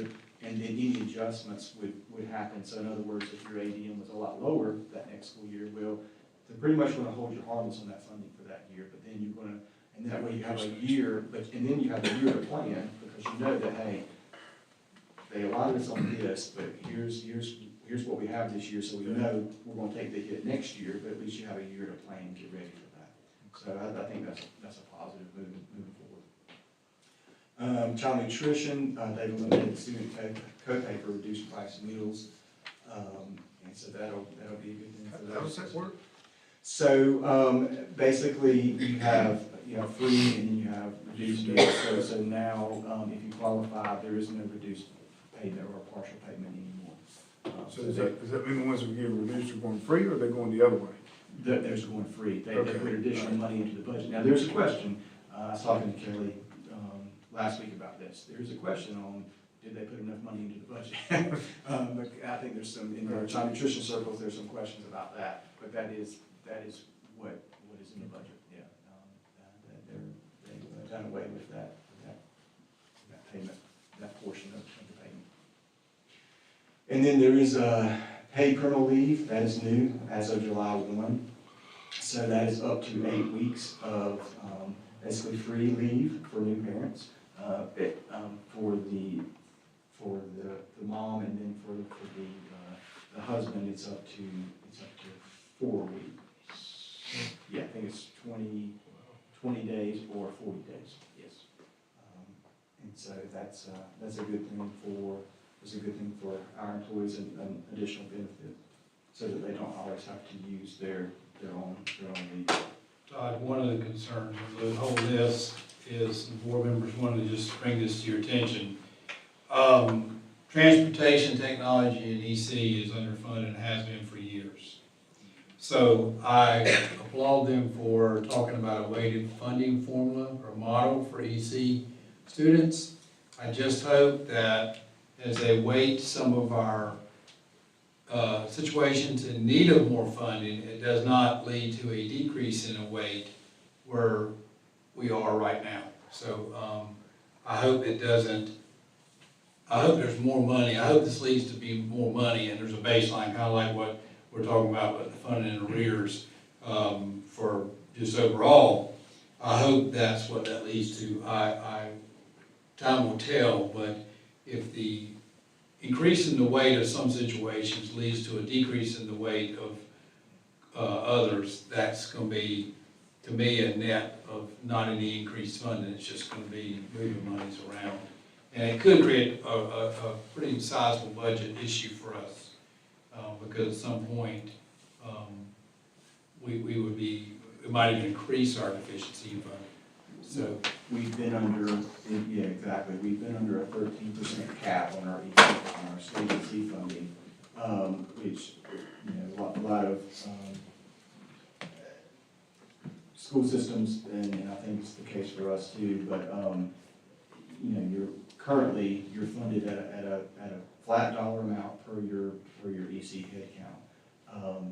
But if your EC headcount is more than 13% of your population, they cut it off there. And so there's been a lot of concerns with that over the years, and so I know there was a push to get that cap raised this year, and it didn't. It stayed in the legislation it remained at 13%, but they are looking at it, and in terms of the weighted formula, but Dr. Gandy is correct. We hope that ends up being a positive for us. In general, and I think I mentioned this to you maybe last year at one of the budget updates, I'm not sure if I did or not, but there are major discussions going on. Just the entire funding process and all the different state programs could be rolled into just basically $1 allotment. And if that happens, I'm not saying hoping that would be a positive in terms of our level of funding, but I could see where things could easily get kind of lost in the mix of all of that. But that would be a major overhaul. That would be, I guess, the first time ever that we would have been funded like that. But apparently that's how it is in a lot of other states. The model that we're under, I don't think too many states fund school systems the way we do. So there could be some major changes coming down the road. It would basically put, if that happens, it's going to put more, what's the word I'm looking for, Dr. Annie? It's going to basically be on the school system. It'd be up to us to decide how we fund each of our different areas. It won't be a situation, well, here's the EC money, here's the transportation money coming down from the state in the different allotments. It'll be, here's your $125 million, do with it what you want to do with it. And it opens up a big can of worms on teacher salaries and having to pay teachers a certain amount based on the state salary schedules, because does that go away at that point? Because if we're just giving the money, or are they going to regulate how we pay teachers? Because it's our money, it doesn't have to be spent in the classroom teacher PRC or anything like that. Well, if that happens, there'll be, the first thing you'll hear probably is increased flexibility for school systems, but we do depend on guidance from the state. The state does provide a good amount of guidance on the expenditure of funds, and there will be increased opportunities for errors without those parameters in place. But it also probably will be promoted as increased flexibility, because we go back to the flexibility and taken away from that a lot of systems used to use. We did not use it, but a lot of systems converted a good number of teacher assistant positions to teacher positions, and that was addressed pretty strongly, about 8 years ago. So I can hear, if they go to that kind of funding formula, I can hear it'll start with, we're increasing flexibility for school systems. It's interesting because over the last 5 years or so, we have more state PRC state programs than we ever have. In fact, in a budget meeting webinar on Friday, DTI said we're running out of numbers for state programs and what to label them. So it's like we've been trending to where more specific allotments that you can only spend in breaking things out, breaking programs out, and you can only spend it for this specific area. And then all of a sudden, we could do the total reversal of that and go to just one pot of money. So, and I've heard that it's not a matter of if it'll happen, it's just a matter of when it'll happen. So we'll see how that goes. But yeah, that'd be a major change for sure. Okay, so a couple more slides. Charter school enrollment. Last year, we ended the year with 1,356 of Randolph County students attending 19 charters and 2 virtual charters. So this year, so far, for 23-24, we're up to 1,453 students, and we have 10 charters and 2 virtuals reporting. That's the bulk of the numbers, I can say, pretty confidently. Even though we're probably going to have 5, 6, 7 more charters that are going to report some numbers, but typically those don't have too many of our students. But that 1,453 will go up a little bit, I imagine. That's a current increase over the end of last year of 97 students. URI charter, of course, is the largest pool, 1,248 students as of the beginning of the year reporting. So that's up for them, that's up 183 kids over where they ended last year. The two virtual academies, there's a change this year on the virtual academies, but the two virtual academies right now total 41 of our students, 11 less than how we ended the year last year on the virtuals.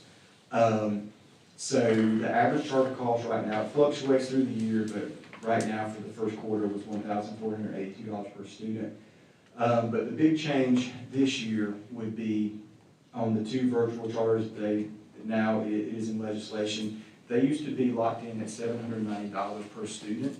There's a flat fee. That's how much the annual expenditure or the allotment was for the virtual charters. They changed the legislation, so now they use the same formula that we use for the regular charge. So instead of $790, it's now $1,482 based on the first quarter. So that project that out for the year, that could be another $28,372 of local money that we'll have to give to the virtual charters. That was one, Dr. Gainey, that I didn't see coming. I didn't hear anything about that until the budget came out, and it was in the budget. So that one they kind of slipped. Are you still able to like subtract? I mean, maybe I'm thinking of a different accounting measure, but it would, like the driver's ed and things like that, you know, like for the virtual charter, stuff like that. We ever pull stuff like that out of that number or not? Or is that something different? Yeah, you're thinking right. So yes, Fund 8, Yeah. those are where all those revenues are. So this $1,482 per student, that is just Fund 2. So that's just county appropriations and fine and forfeitures, and by law, that's all we have to. Okay. That's all we have to use. So like the Fund 8 stuff, we don't have. Fund 8, Okay. Fund 8, All right. yeah, it's not in that number. Yeah, our ROTC revenue, Right. our drivers ed, local drivers ed revenue, that stuff, yeah, that sits in Fund 8, so it doesn't go into that calculation. What's curious to me is that the difference to 790 to like last year's 1539 for regular charters.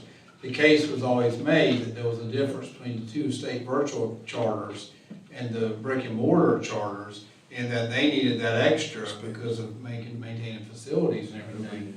So I don't really understand, does another formula come down the road, because now there's no separation between the two state virtual charters and all the other brick and mortar charters throughout the state. So I wonder if there's gonna be another separation factor in future budgets, but it doesn't, and like Todd said, I saw nothing about that change from 790. So time will tell what comes after that. And the 790 made sense, not specifically the number, but it made sense to have it capped and to have it typically less than what your other formula would look like, just because it would not cost as much money to run a virtual program as it would to have a building and all the overhead that goes along You with think the that. brick and mortar charters will start complaining to their legislators? I don't know. I mean, I would have understood if the two virtual charters had been bumped up some, Yeah. because they've been at 790 for 8-9 years now. For as long as they've been around, they've been 790 that I remember. I would have understood that because the brick and mortar charters have the opportunity, like you say, it was 1539 last year per student. So I just don't understand why that gap closed. I think they'd be upset. Yeah, I think you probably will. Just getting calls to say, well, we They should. probably didn't see that one Yeah. coming either. Well, the question's gonna be, what is it the virtual ones are doing with that extra money? I don't know. Maybe they have expenses, we don't know. But if they have, I can't imagine they have expenses that aren't already sitting with the brick and mortar charters. I can't imagine that. Okay, cash balances, so average daily cash balances as of September 30th, 9.1 in current expense, that's Fund 2 plus Fund 8, capital outlay $1.2 million, AT tax 1.294, child nutrition 7.3. And once again, the cash will fluctuate based on when the revenue comes in and when we have heavy months on expenses. Areas to watch. Like I said, we'll get our initial state allotments this week. We'll have some additional charter school enrollment. Shouldn't be too much more, but we'll update you on that next time and the expense associated with that. Then there will be a charter school reduction of state funds based on the charter school growth, so we'll have a revision. That typically is the first revision I think we get after our initial allotments. They'll reduce our state funds based on our charter school growth. And then the initial, I put in, at the time I did the slide, I put initial and final transportation allotments, but they're changing the way they do, which I think this is also a good thing, the way they allot the state transportation money. And so we should only actually have to receive, we should get all of our money up front instead of getting that second allotment typically sometime in November, December. I think we'll get it all, but we'll get close to November anyway, but I think we'll get all in one lump sum. And with the state transportation, there is in the legislation, they can't, by April 1st, if DPI has any contingency money, I think by April 1st or maybe April, the end of April, they have to allot it all out to the school systems based on their existing formulas. So hopefully that'll be a positive for us also. All right, I know that was a little lengthy, but are there any questions about that? Thank you, Todd. Thanks for all that work.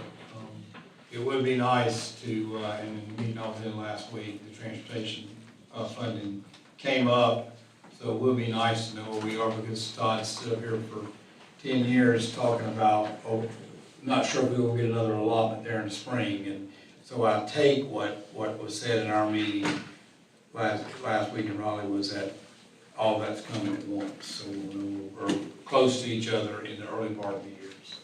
In that way, you know, you've heard me say that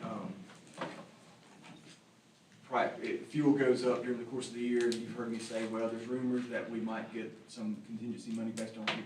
Well, at this point, if DPI has anything by April, they're supposed to allot it all out, so that should be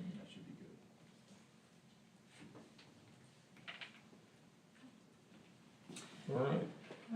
Good evening, board members. Tonight I have two things to share with you. The first of which is the student assignment report for the first quarter for this school year. So just a quick reminder as we go across that chart, the first column represents the capacity of the school. That second column is the number of students enrolled at that school as of September the 25th, which was the 20th day of school. Also make note that number also includes the pre-K numbers, and on the side there, if you look at the schools, if they have 2 asterisks, that's for 6 schools that have pre-Ks. So the third column is our capacity. As a reminder, any school that's 95% or higher in the middle of the reassignment admissions window, those would be schools that we would deny new requests. So currently, Hopewell Elementary and Randall High School are above that 95% threshold. Fourth column over is our number of mobile units. That has not changed from last school year. We are still at 80.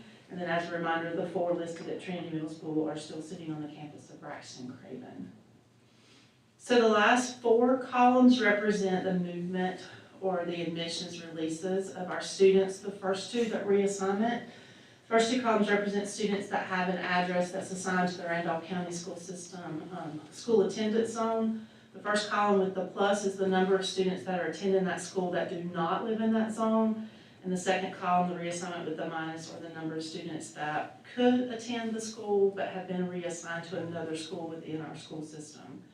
So again, if I've done my math correctly, if you go across the very bottom, those 2 columns for our school district should equal 1,010 students in both, because again, that's the movement within our school system. And the last 2 columns represent the students that, the next to the last column, the releases, are the number of students that were assigned to that school that we have released to another PSU. And then I will remind you that that does not include charters, because charters don't have assigned attendance zones, so they do not need a release to go to a charter school. The last one, admissions, are the number of students attending that school that are assigned to another PSU. So again, we have admitted them to attend our school district. The very last column is the net gross, positive or negative by school. And again, if you go down to the bottom for our school system, we are sitting at a loss of 37 students currently at the school year. I will share that last year at this time, that was at negative 73. So we have lowered that number and continue to work on that. And ultimately, our goal would like to be 0 or a really positive number. But Do you have any idea, like, I'm trying to figure it out, but example, like, last year at this time, what was farmers enrollment in UR Ridge? So Are they last both year, down from last year? enrollment numbers? Yeah. Sure. Farmer enrollment numbers at this time were 218. Okay, so up a little bit. And what was the other school? UR Ridge, UR Ridge, last year's report at this time was 473. so they're down 40, roughly. Wonder, just, You are really gonna fluctuate because of sports. I mean, you're always gonna have that depending on how many people in that particular class in the 8th grade want to go to play football or they whatever. play at So Southwest, yeah. that's gonna fluctuate yearly. It got up closer to 500, wasn't it? I mean, it was up closer. I mean, I was really hoping to see it kind of stay around 500 range. I know Farmer's in a danger zone, but what numbers are we looking at for what period of time before we're gonna have to do something there? Do we know? Well, one of the concerns, and the way I read it, is, looks like we have 35 students coming out of there, is that correct? Correct. So I think we're gonna need some discussion. I've got on my board in my office, that very school, about what do we do moving forward with reassignments out there, because it is getting rough. It's not moving forward. Those Right. 35, with Somewhere another else school in the in system. our system, right? Correct. Got it, okay. Yes. And last year at this time, that number was 37. Okay. So you mean another elementary school that's further, Correct. Yes. Those 35 are sitting in another would it be one. most likely Southmont? I would say, looking at that number with Southmont, 64 reassignments into Southmont, I'd say yes. I'd say that has been the trend over time. Well, and I know that's the, what is the word I'm looking for, the redistricting. I know that's a sticky subject, but where I live at is Southmont. I'm a 1/10 of a mile from Southmont, or a 1/10 mile closer to Southmont than I am Farmer. But I can get to Farmer quicker because of the road system, better roads. So, I mean, you know, at some point, that area Somebody's gonna where- have to tackle that, whether it's the popular area where I or not. live is, Well, one of the things I want to look at is the reassignment out of Farmer, and can that be a changer? You know, and that's not going to be positive either. When you look at, what if you put those 35, now you're getting up over, you're getting, you know, moving north higher than we've been in a long time at Farmer. So quite frankly, there's 3 schools I put on the board of reassignments in, one of which is, both of them are the 2 that are in red on there, Hopewell and Randall High School, because we're getting in the other danger zone there of being full. And you look and you have, Hopewell, you have 96 reassignments in, right? When is that, what, I'm reading that correctly, and then 48 at Randall High School reassignments in. So those are 3 that are on my board in my office to, I think we need to look at. 2, because they're going dangerously high, and the other one being Farmer going low. Because when I came here, I will tell you, Trindale and Farmer were about the same spot. They were both low, and so, I can't remember Trindale's number, but it's continued to increase. But then again, look at Trindale, there are 93 there that are reassigned in. Is that, am I reading that right, Edwina? Yes, sir. So, it's definitely, these 3 schools need to be talked about before we get into, planning for next year, or as we make our plans for next year. You know, several years ago, they had gosh, I remember when it happened. There was like a group when they redistricted, like Artsdale Trinity, like elementary, and I mean, it was before we boarded Trinity, the high school thing.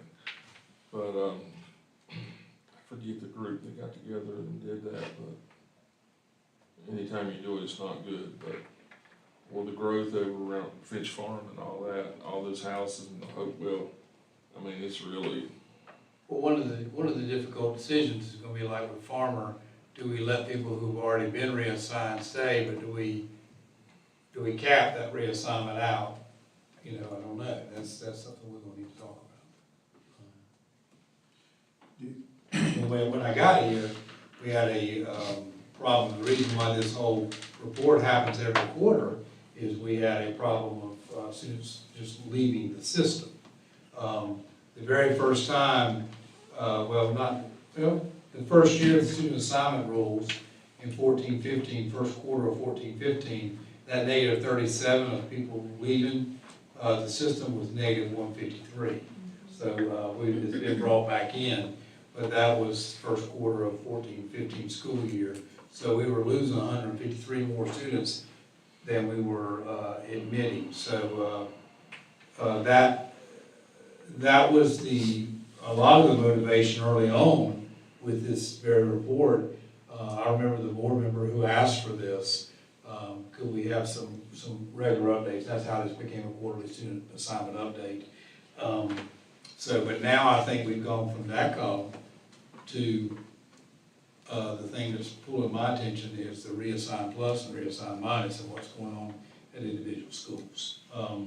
Another one there, if you look at it, I have marked the lowest schools as far as percentage filled are Farmer, Frankville, Level Cross, Providence Grove, and Seagrove. I would tell you, when I look at the numbers, the two jump off at me are Farmer and Frankville. Frankville lost a lot of students several years back to the charter school when they opened the elementary bids. At that point, I don't think they have recovered. So, and you see that 294, that's pretty far off the 568 capacity. So, and remember, capacity does not include trailers. We don't count in a school's capacity what trailers, they don't add to the capacity of a school.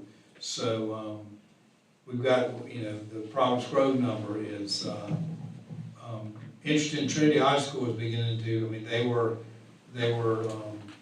getting small, but it looks like they're beginning to pick up on their percentage full. So that's gonna be some discussions we need to have between now and probably January, what we do moving forward.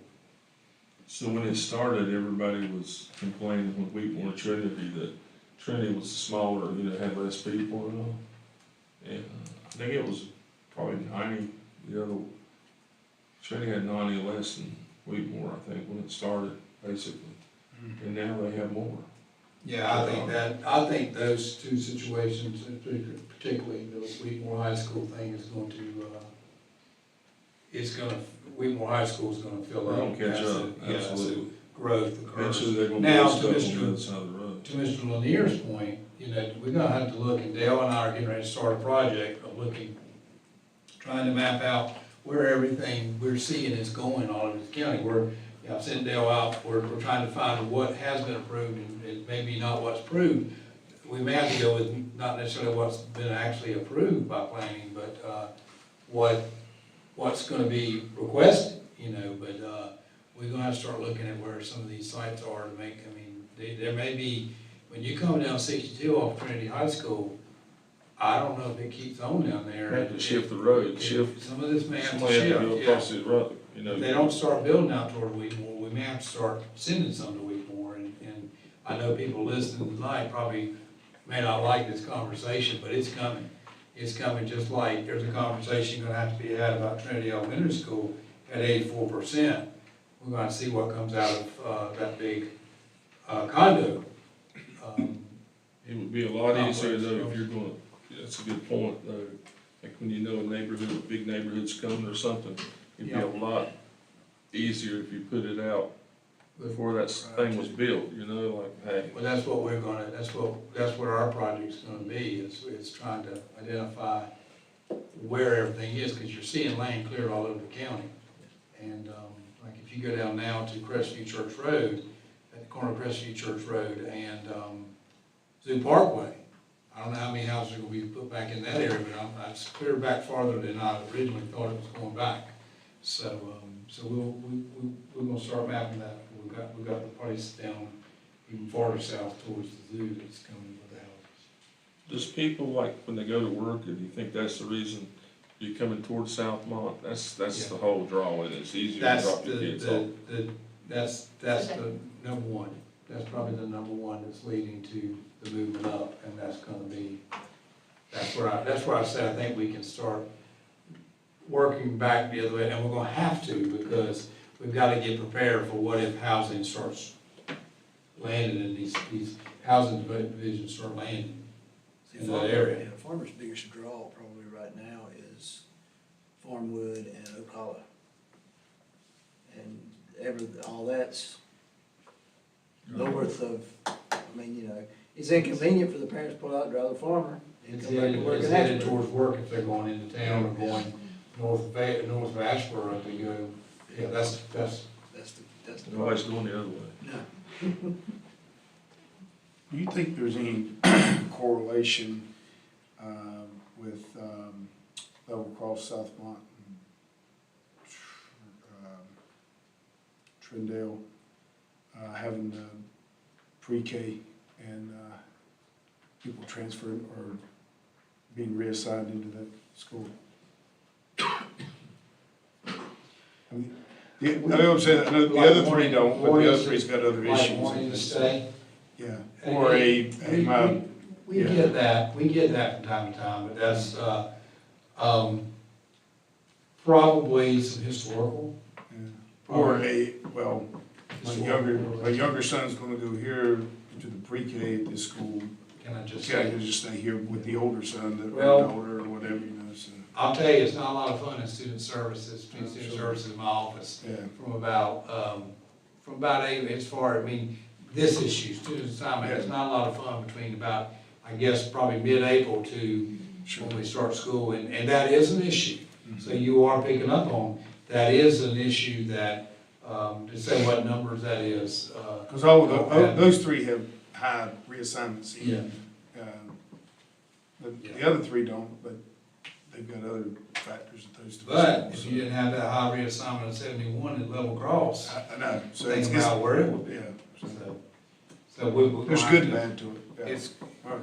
we're gonna have some difficult decisions to be made, because we've also got to be prepared for the capacity we have that's open. Yeah. Needs to be ready for what's coming with the growth, because, We just, you're correct, there is some correlation there, but if it's the oldest child, they don't stay at that school just because they're in pre-K. They have to meet another board policy. Right. So we do allow an older sibling to be there if they're going there for pre-K. But if you're the first child going through and you're now becoming kindergartner, we're very structured that you go to the school that you're assigned to, Yeah. instead of just staying because you're comfortable there. Okay. Okay? All right, so the next report I have to present to you is the 21-22 dropout data. I just want to remind you that this data is always a year behind. In fact, we are currently working on validating our 22-23 school year data, and as the reason for that is we have 20 days, the first 20 days of the following school year in order to re-enroll students that we may have lost the year before. So again, this report is a year behind, so this is for 21-22 school year. And what you can see there in that chart is for the 21-22 school year, we report 7th through 12th grade dropouts. The school system as a whole was at 1.5%. The state as a whole was at 1.54%. We did drop below them at this point. Just some background history in 2008, 2009, we were at 5% as a school system, and the state was at 4.5%. I believe we stayed below the state average until 2021, actually. So we have dropped back below the state average for 21-22 school year.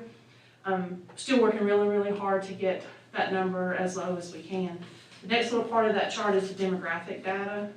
You can see that there. So we had a total reported of 111 dropouts from grades 7 through 12.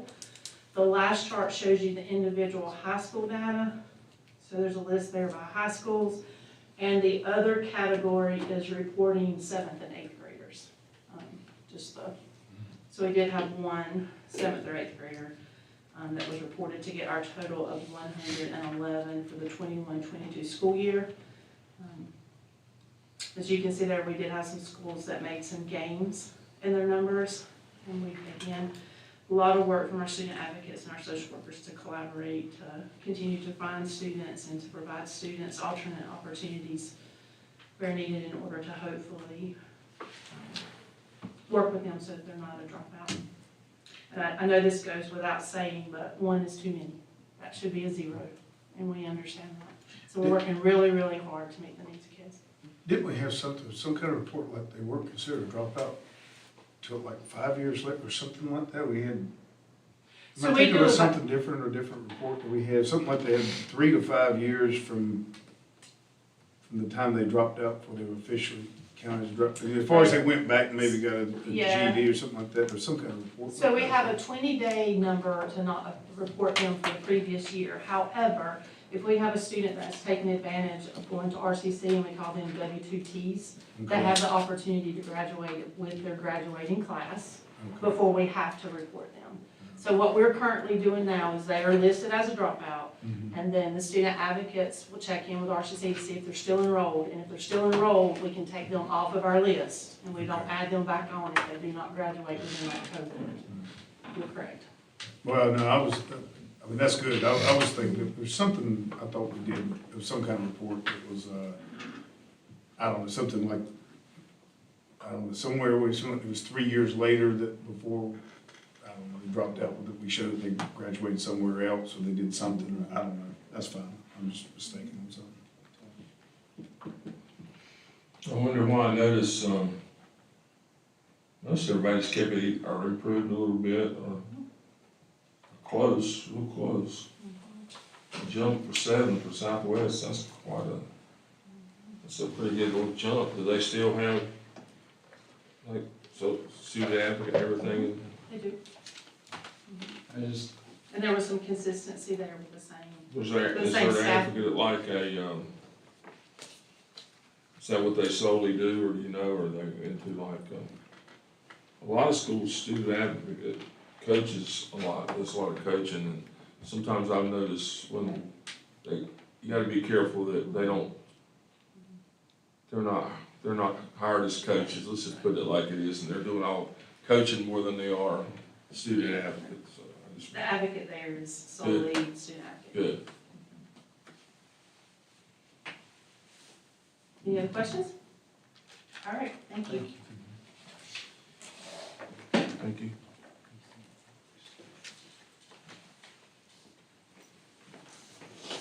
Consent. Okay, at this time, I need a motion to approve the consent items. So moved. Sharon, we have a second? Yes, I second. All right. Just making sure she was still with us. All right, all those in favor say aye. Opposed? Okay. We're going to move on to this, we'll do action items, curriculum and instruction. Board members, I bring to you tonight the preliminary plans for school improvement.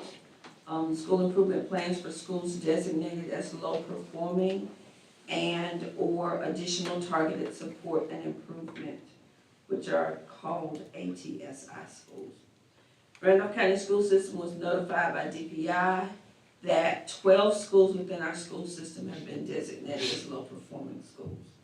Those schools are Eastern Randolph High School, Franklinville Elementary, Liberty Elementary, Northeastern Randolph Middle, Ramsey Elementary, Randleman Elementary, Randleman Middle, Southeastern Randolph Middle School, Southwestern Randolph High School, Trinity Elementary School, Trinity Middle School, Uwharrie Ridge 612.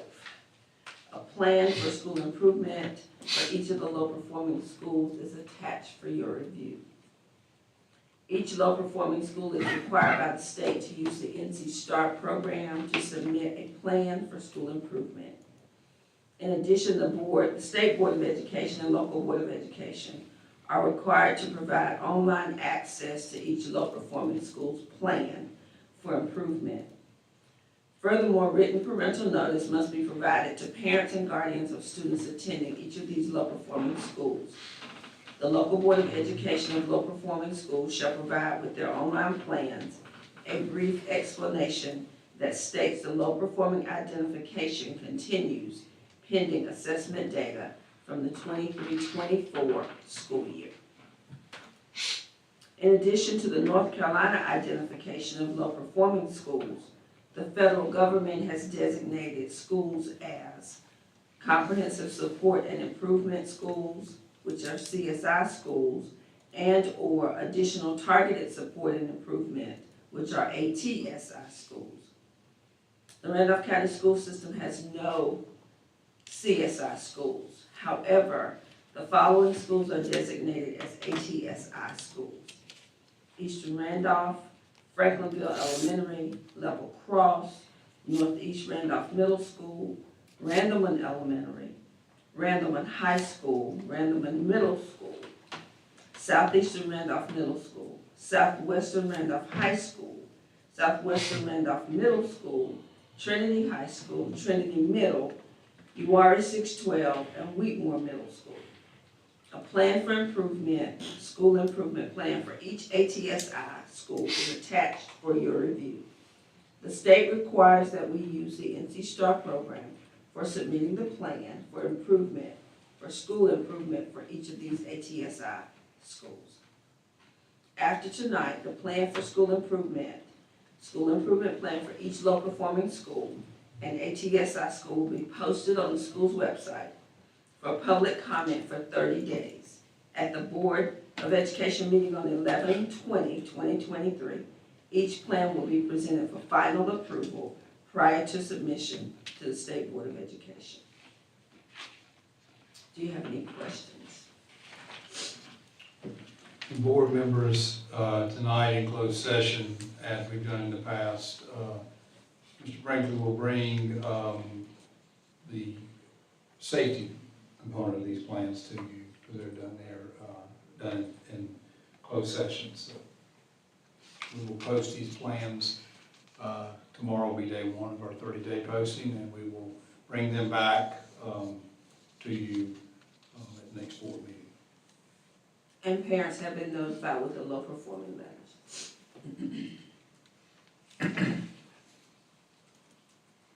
Questions? All right. Thank you, Kathy. Thank you. And board members, you do not need to make a motion this time. We'll make a motion on these at the end of closed session on both parts. Okay, Craig, we'll read the motion for closed session. I'd like to wish the Randolph County Board of Education will enter closed session pursuant to North Carolina General Statute 143, 318, 11, 1, 3, 5, 6, 8, and 9 to preserve attorney-client privilege, to discuss confidential personnel matters protected by NC General Statute 115, C319, and to discuss plans to protect school and public safety specifically provided in the state statute. Can we have a motion to go into closed session to have a second? So move. All those in favor say aye. Aye. Motion carries. We're in closed session. Thank you guys for coming.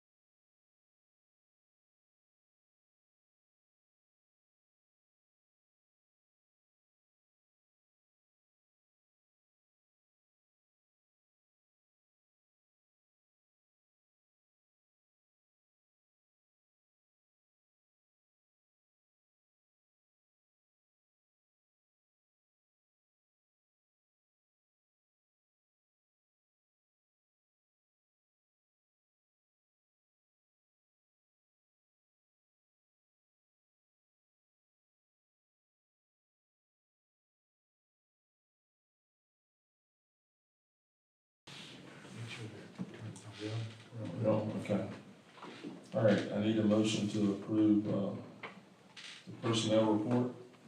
So move. Second, Aye. all those in favor say aye. Opposed?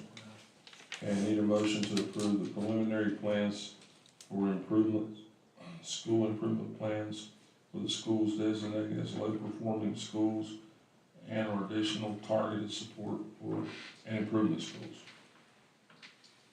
So moved. Second, Second. all right, all those in favor say aye. Okay, also, gosh, I cut my computer off at the worst time. Oh, Lord. Can you believe that? Okay, we need a motion to, Approve what we just talked about. yeah, what we just For talked 55 about. minutes. 55 minutes. Yes, we need a motion to approve the, Money's 3% raise And cost of living and the adjustment. cost of, transportation, or is it, vehicle allowance, or what is it? Cost of living adjustment for the travel. Yeah, cost adjustment for the travel. Gosh, I can't believe I shut that off. I'm gonna so move, because I think I know what you're saying there. Okay. Have a second? Second. All those in favor say aye. Okay. So we need a motion to adjourn the meeting? So moved. Second. Second. All those in favor say aye. Aye. Okay. All right.